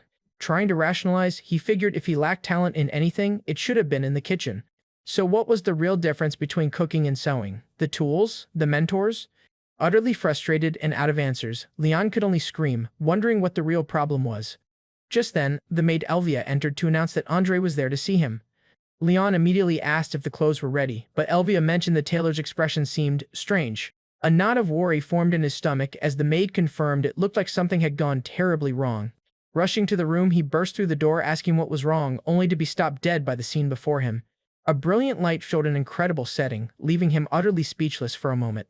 The entire reception room had been transformed into a luxurious tailor shop, shocking Leon to his core. There, in the middle of it all, stood the tailor, who simply said he'd been waiting. Andre then presented one of the suits, asking if the young master would like to try the piece on. Lion began to get dressed, adjusting the elegant white jacket with its purple and gold details. As he gazed at his reflection, a system window popped up, revealing the suit to be a 3-star masterpiece. And yet, when he looked over, Andre didn't seem happy and confirmed something was indeed wrong. On cue, a quest window appeared. Something is missing from the suit. You must figure out what it is. Staring back at his reflection, Lion's eyes widened as it suddenly hit him. He pointed to his own neck, explaining that this part of the outfit felt empty. Andre agreed the suit was technically complete, but it lacked a true focal point, like a tie or a scarf. Understanding that he now needed to plan these crucial accessories, Leon's mind started racing. That's when Andre approached, saying he needed to ask a personal favor of young Master Lion. He asked for Leon to personally put the finishing touches on the family suits by adding the embroidery himself. The request was so unexpected, the protagonist was completely floored. Still reeling, he argued that it would be disrespectful for him to alter the work of a master like Andre. He had to know, what possible reason could the tailor have for taking such a monumental risk? Andre's reason was a powerful one. While taking the patriarch's measurements, he had discovered Leon's mother was once his client. His mind flashed back to a memory of Lion's grandfather thanking him profusely for his work. Looking at the patriarch in that moment, Andre realized just how important that long-ago conversation had truly been. He finally understood that, both then and now, making clothes for loved ones meant everything to the Lord. And that is why, Andre explained, since the fabric came from the grandfather, the finishing touch must come from Leon's hands. Lion knew that for an artisan who took such pride in his craft, this was no easy decision. Bolstered by Andre's incredible trust, he accepted the challenge, promising to give it his absolute all. Taking a seat at the table, the young man revealed that he actually already had an idea in mind. He quickly sketched a body for Lixil and a tie for his grandfather, an idea Andre immediately praised as excellent. Although Leon wanted to finalize designs later, Andre suggested they start by practicing with a tie. The lesson began, with Andre explaining the parts of a tie, showing how every detail contributes to its final shape. Amused by the terms, Leon joked that they shouldn't talk about swords in front of his grandfather, given his dislike for the topic.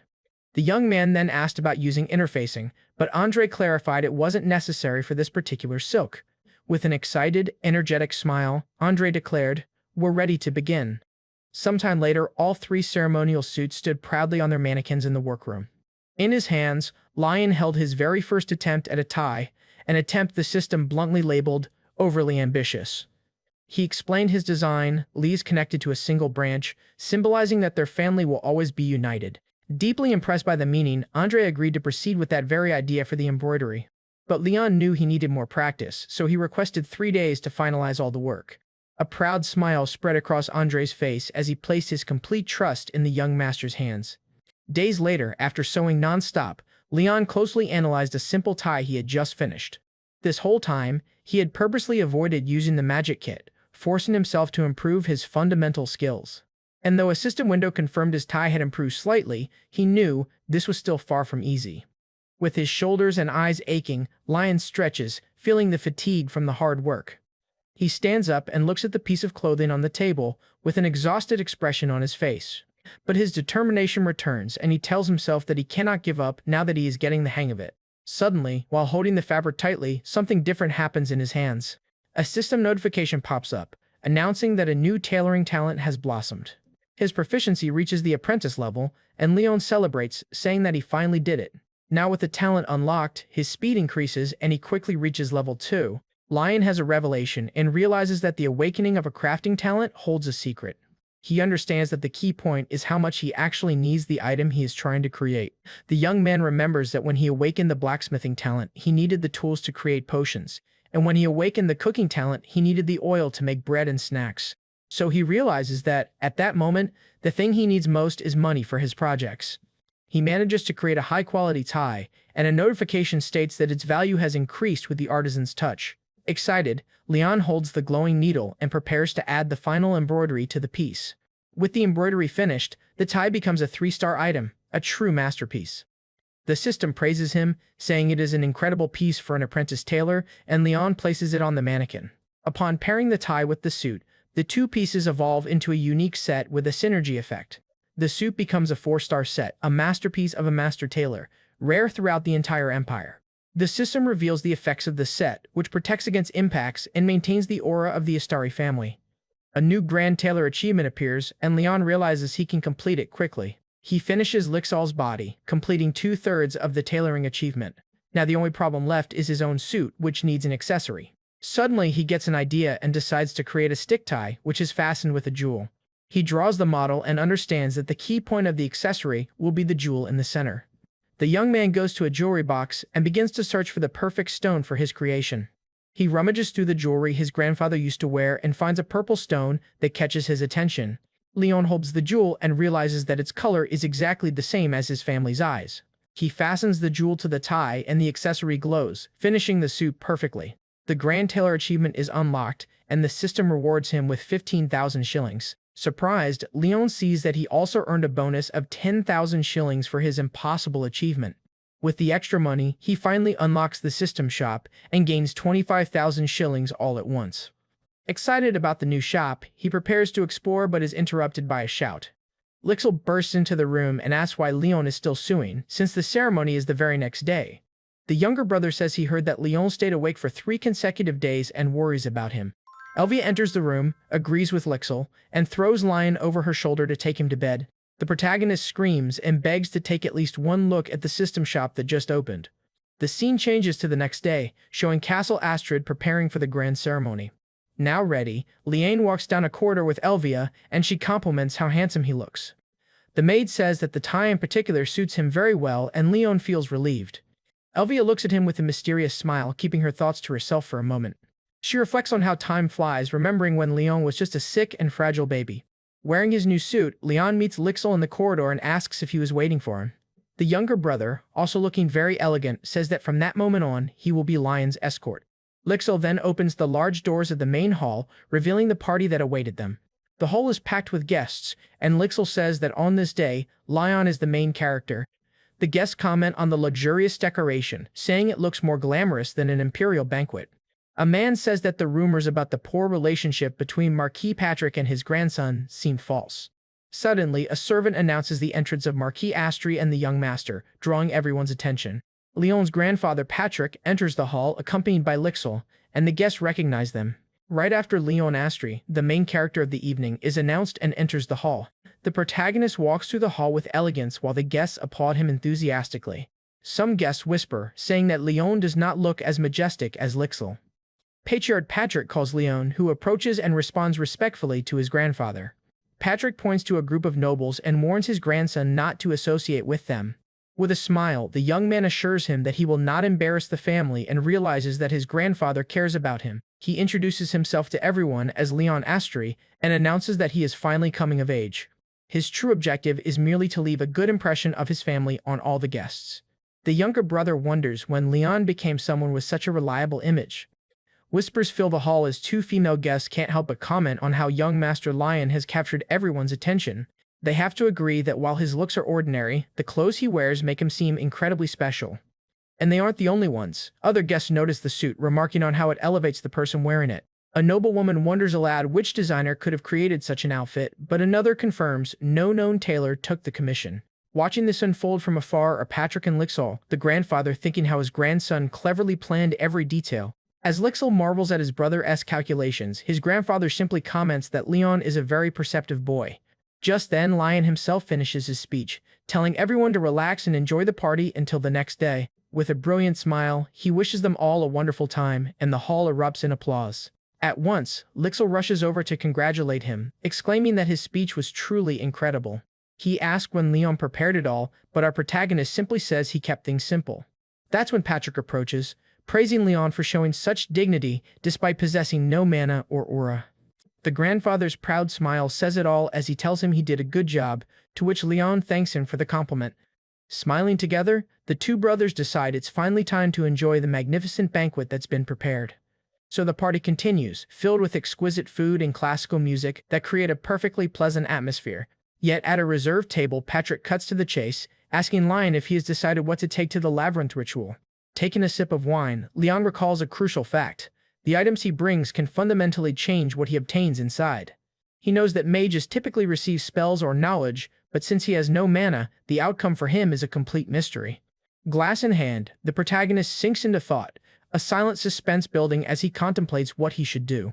Then, with a confident smile, Lion gives his grandfather the answer. He plans to take one of the potions he created himself. While the patriarch doesn't seem entirely convinced, Lixol immediately supports his brother, finding the choice fascinating. Leon explains his logic. Since he has no talent for magic, he must take the single best item he has ever personally created. Even his spectacular clothes, he thinks, were made by Andri, making the potion the only true choice. Hearing this, the grandfather finally agrees, stating that the labyrinth will surely teach Leon knowledge appropriate for his skills. But then, Patrick's expression turns serious, and he fixes his eldest grandson with a direct gaze for one more question.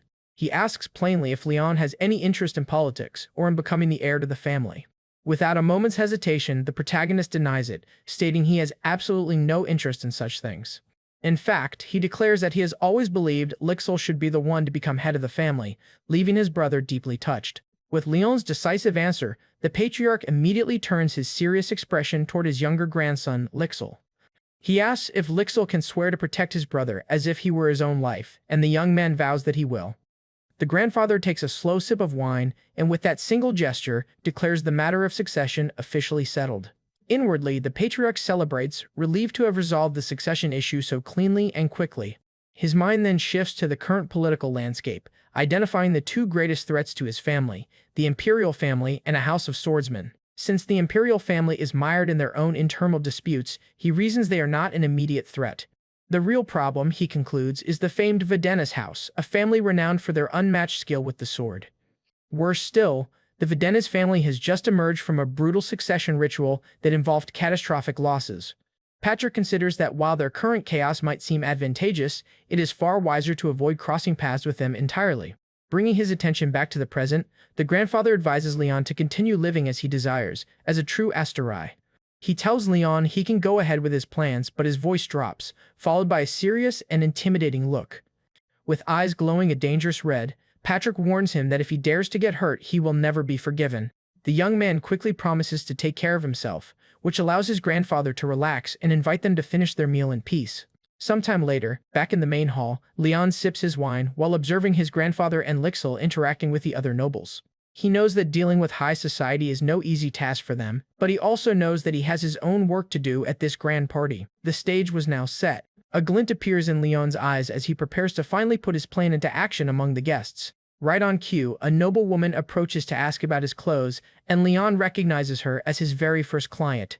Almost immediately, other guests join in, all desperate to know the origin of the suit, the sheer number of them surprising even Leon. This must be the effect of a 4-star item. He had them hook, line, and sinker. He readies himself to answer, but first declares there is something they all need to know. The protagonist then reveals the shocking truth. The designer is an illegitimate child of a noble house, cast out by high society.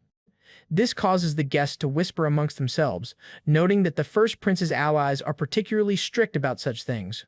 Overhearing their concerns, Leon realizes that Andrew was likely a casualty of the bitter rivalry between the two princes, so he offers to introduce the tailor, and the guests, caring only for the clothes, eagerly agree.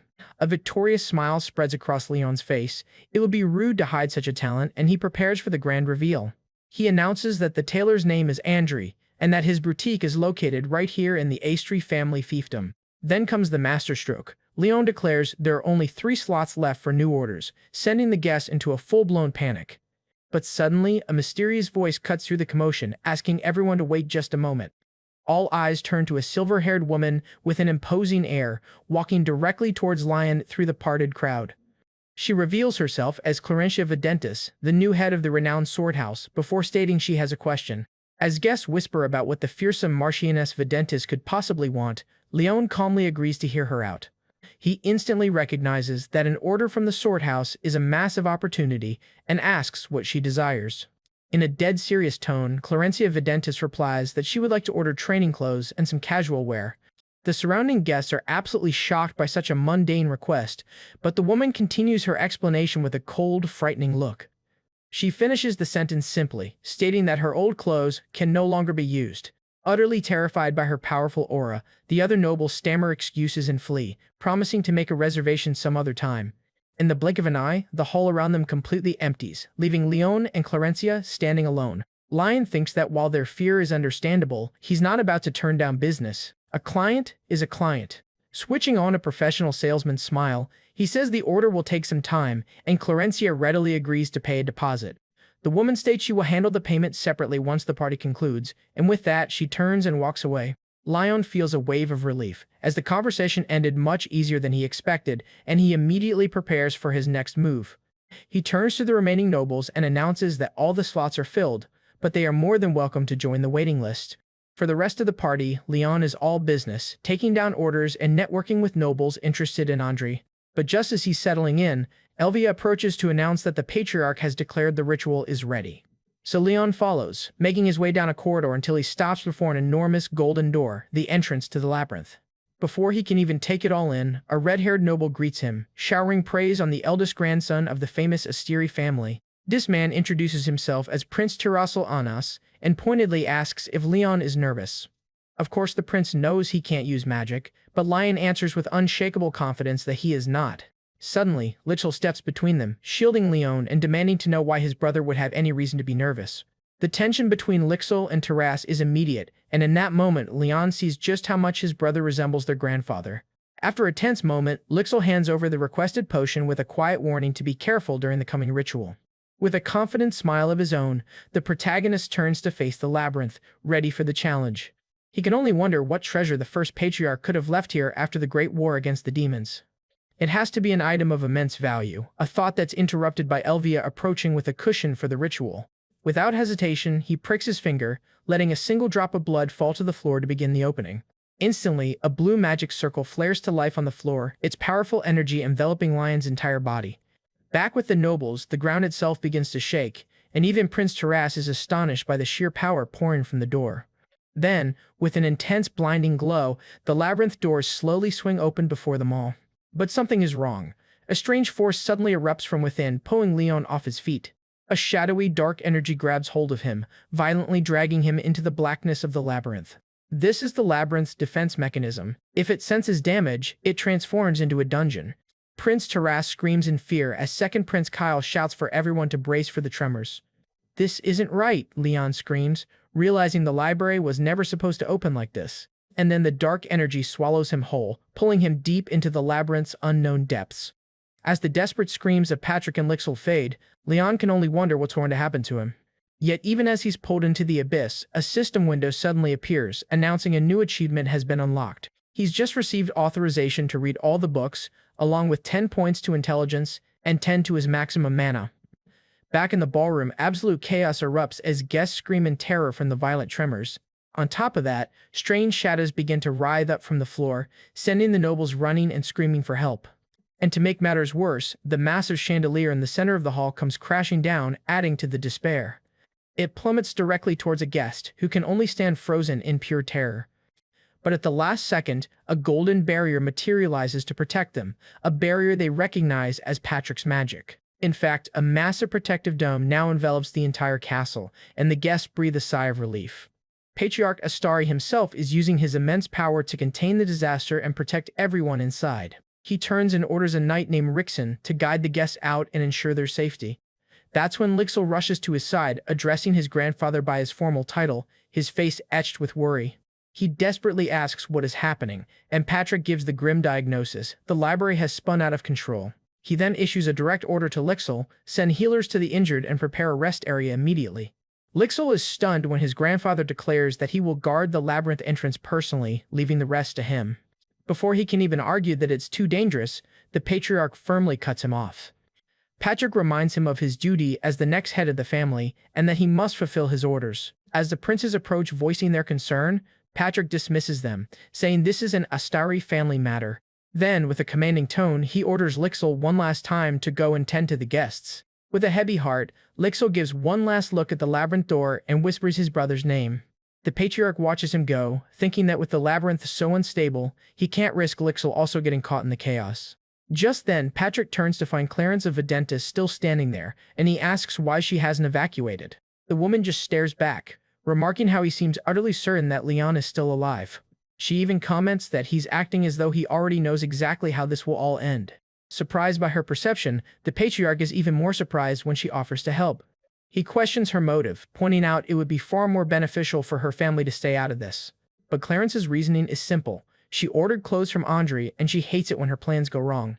Accepting her strange logic, he turns to Elvia and orders her to create a new barrier around the labyrinth. The maid obeys without question, and a purple barrier rises, sealing off the area to prevent any information from leaking out. That's when Patrick takes out an old pocket watch, declaring that they are going to restore the labyrinth's exterior. With a look of grim determination, he explains that doing this will create a chance for Leon to escape. But far away from all the chaos, Leon is humming to himself, peacefully enjoying the scenery in a beautiful field of flowers. As he watches a single blue butterfly land on a flower, he remains completely oblivious to the disaster he's left behind. Internally, however, he's seething with frustration, because while the labyrinth achievement was unlocked, the real problem is he has absolutely no idea how he completed the challenge. Rising to his feet, his mind races back to how the labyrinth worked in the game. He now stands in the reward collection area, which means, with the labyrinth complete, he's finally safe. But in the game, you just clicked yeses to break the illusion. Now, he has no clue how to actually collect his prize. He considers the facts. The original Leon entered and exited this place without a problem, so the only variable must be his mana.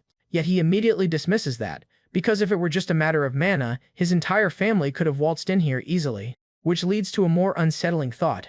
What if the problem is him, a soul from another world possessing Leon's body?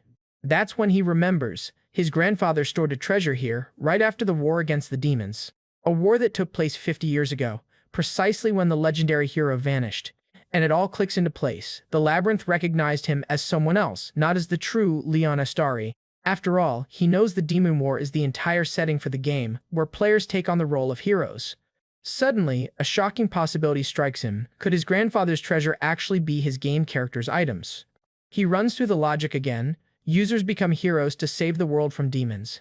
So if his grandfather's treasure belongs to a hero, could it truly be his main character's gear? The theory is terrifyingly perfect. It would explain why the system treated him as if he were just retrieving a stored item. But he can't stay here forever, and with his mana critically low, the only option left is to force his way out. So the protagonist pushes forward through the field, convinced there has to be an exit somewhere, even for someone at his level.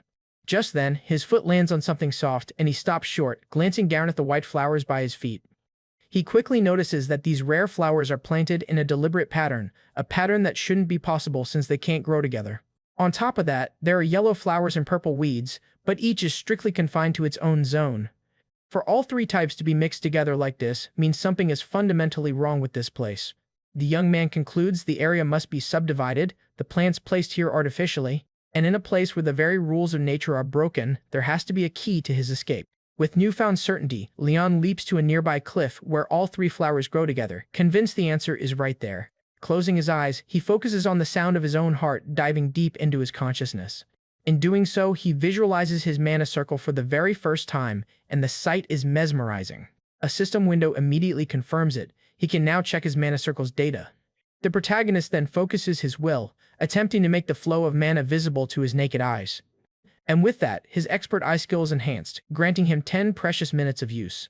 The moment he opens his eyes, he sees countless red energy orbs and understands the terrifying truth. This whole place is one giant trap.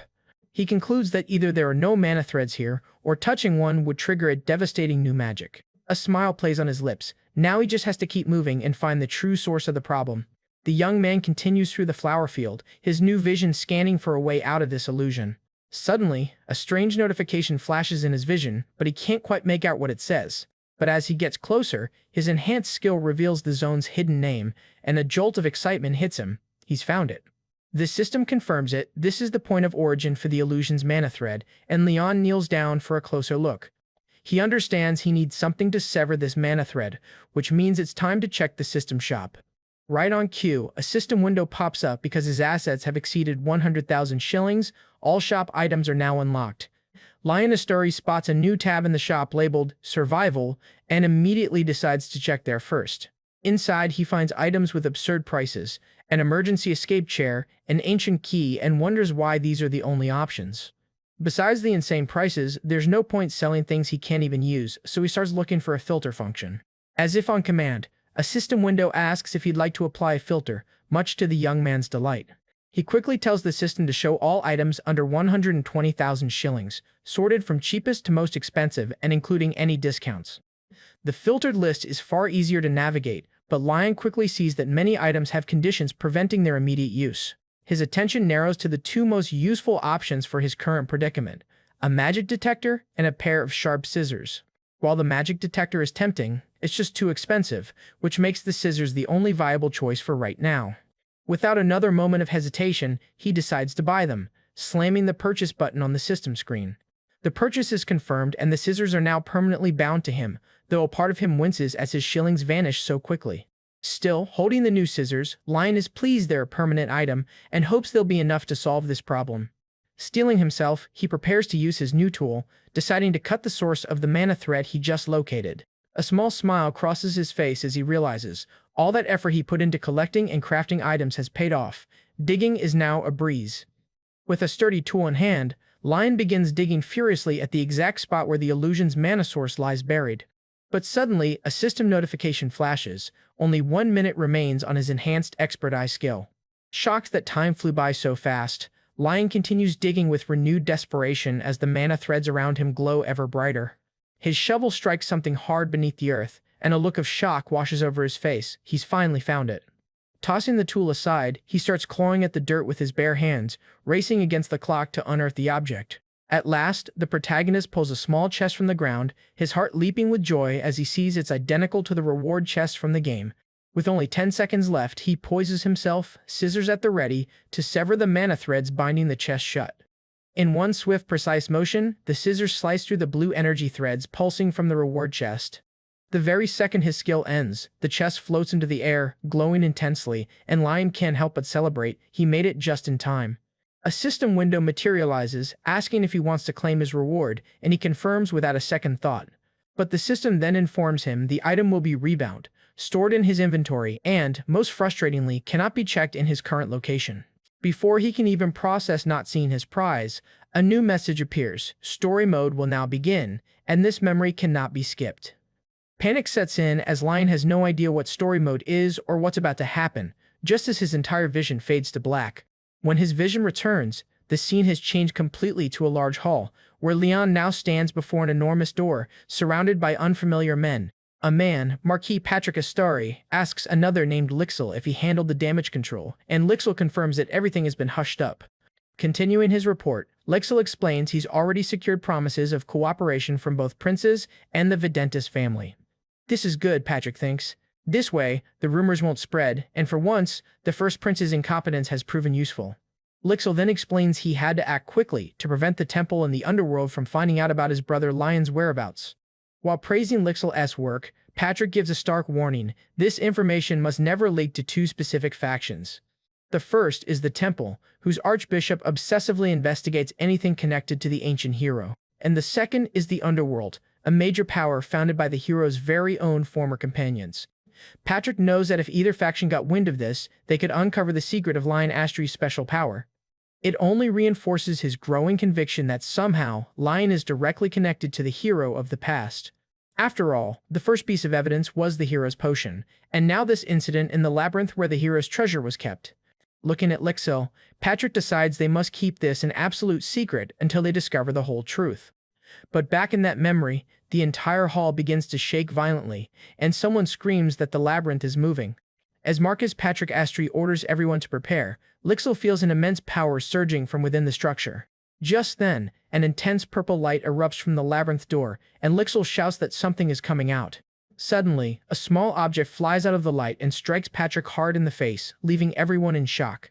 While Patrick is dazed by the impact, the object falls into Lixil's hands, leaving him completely bewildered. He immediately recognizes his brother Lion's handwriting on the note, noticing that despite the hurry, it's perfectly clean. Having already recovered from the blow, Patrick approaches and demands to know what the note says. Lixil can only hold the note with trembling hands, looking at his grandfather with a nervous expression before he can answer. Meanwhile, the scene shifts back to Lion, where a system window confirms his entry into story mode has been registered. He finds himself sitting alone in a dark place with a throbbing headache, questioning if this really is the story mode. A notification then informs him that a memory video is playing, which means he's watching a memory from the past.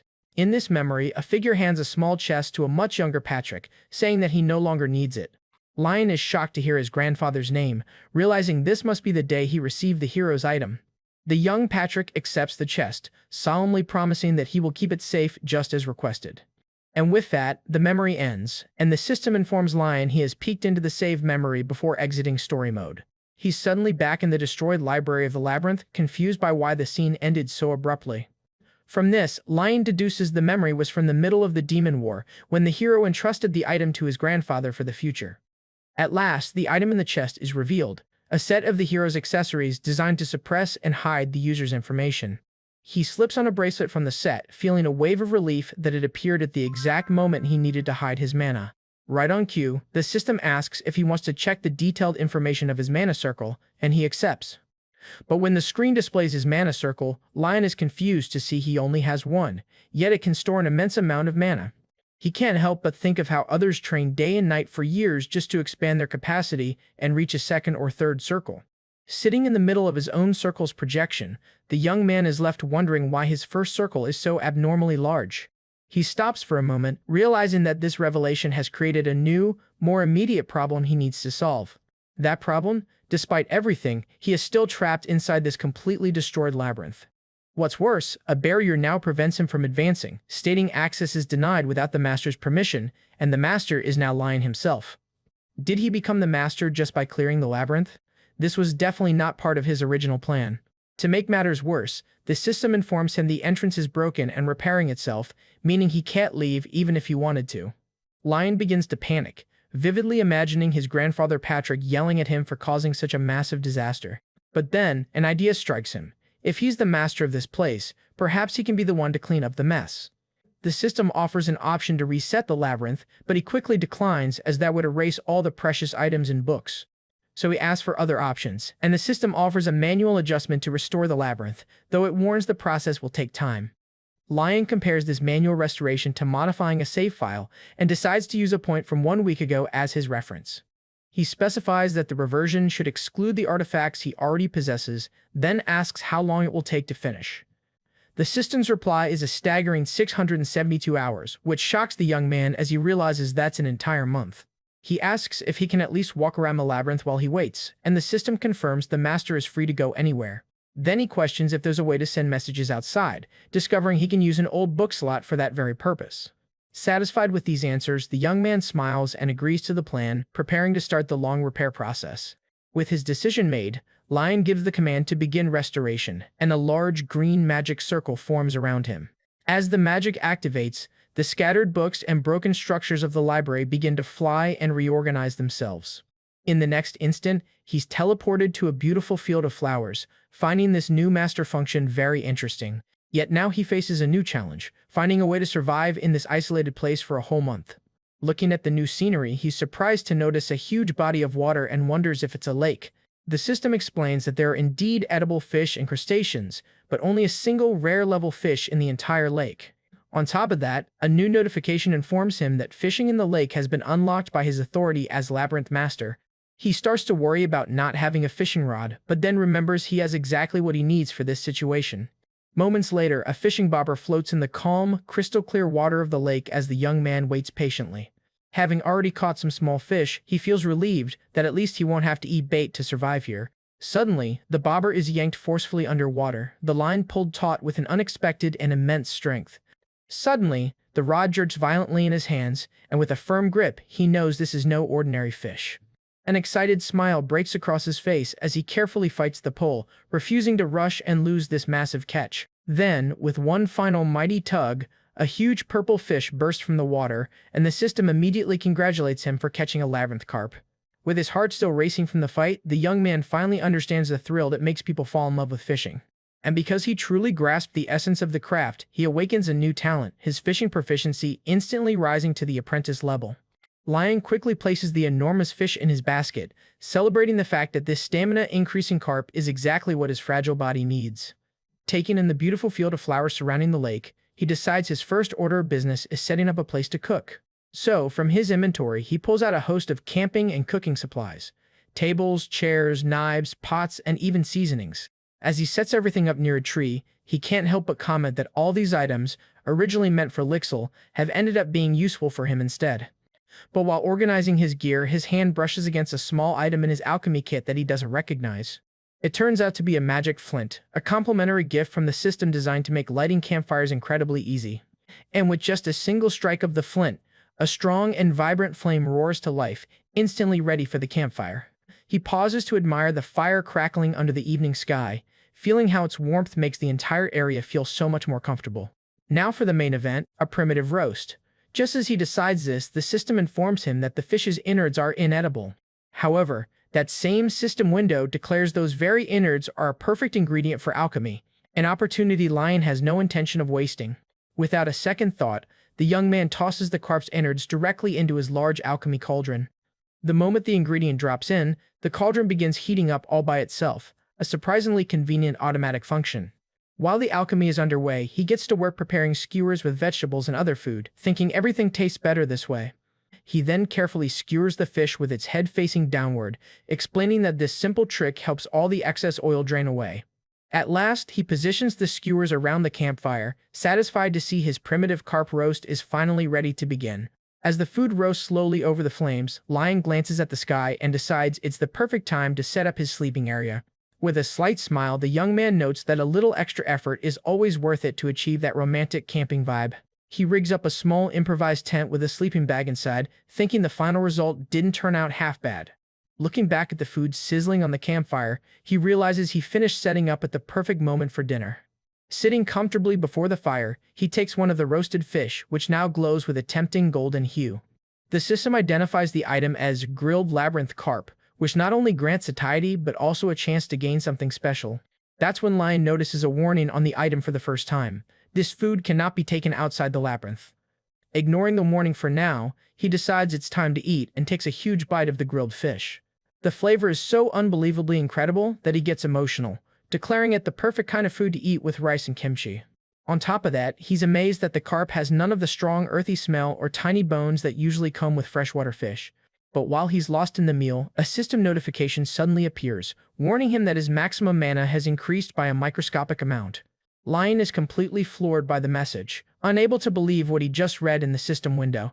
He immediately confirms that his mana reserve actually grew larger and is astonished by the very idea of expanding it just by eating. The young man can't help but think that if mages outside knew about this, they'd have dried up the entire lake, and then he wonders if it would work on Lixil. That settles it. He absolutely needs to save some of this miraculous fish to give to his brother later. After eating his fill, Lion turns his attention to the alchemy cauldron, curious to see what it produced. Floating inside is a shiny white pearl, the Labyrinth Carp Essence, an item that increases mana recovery.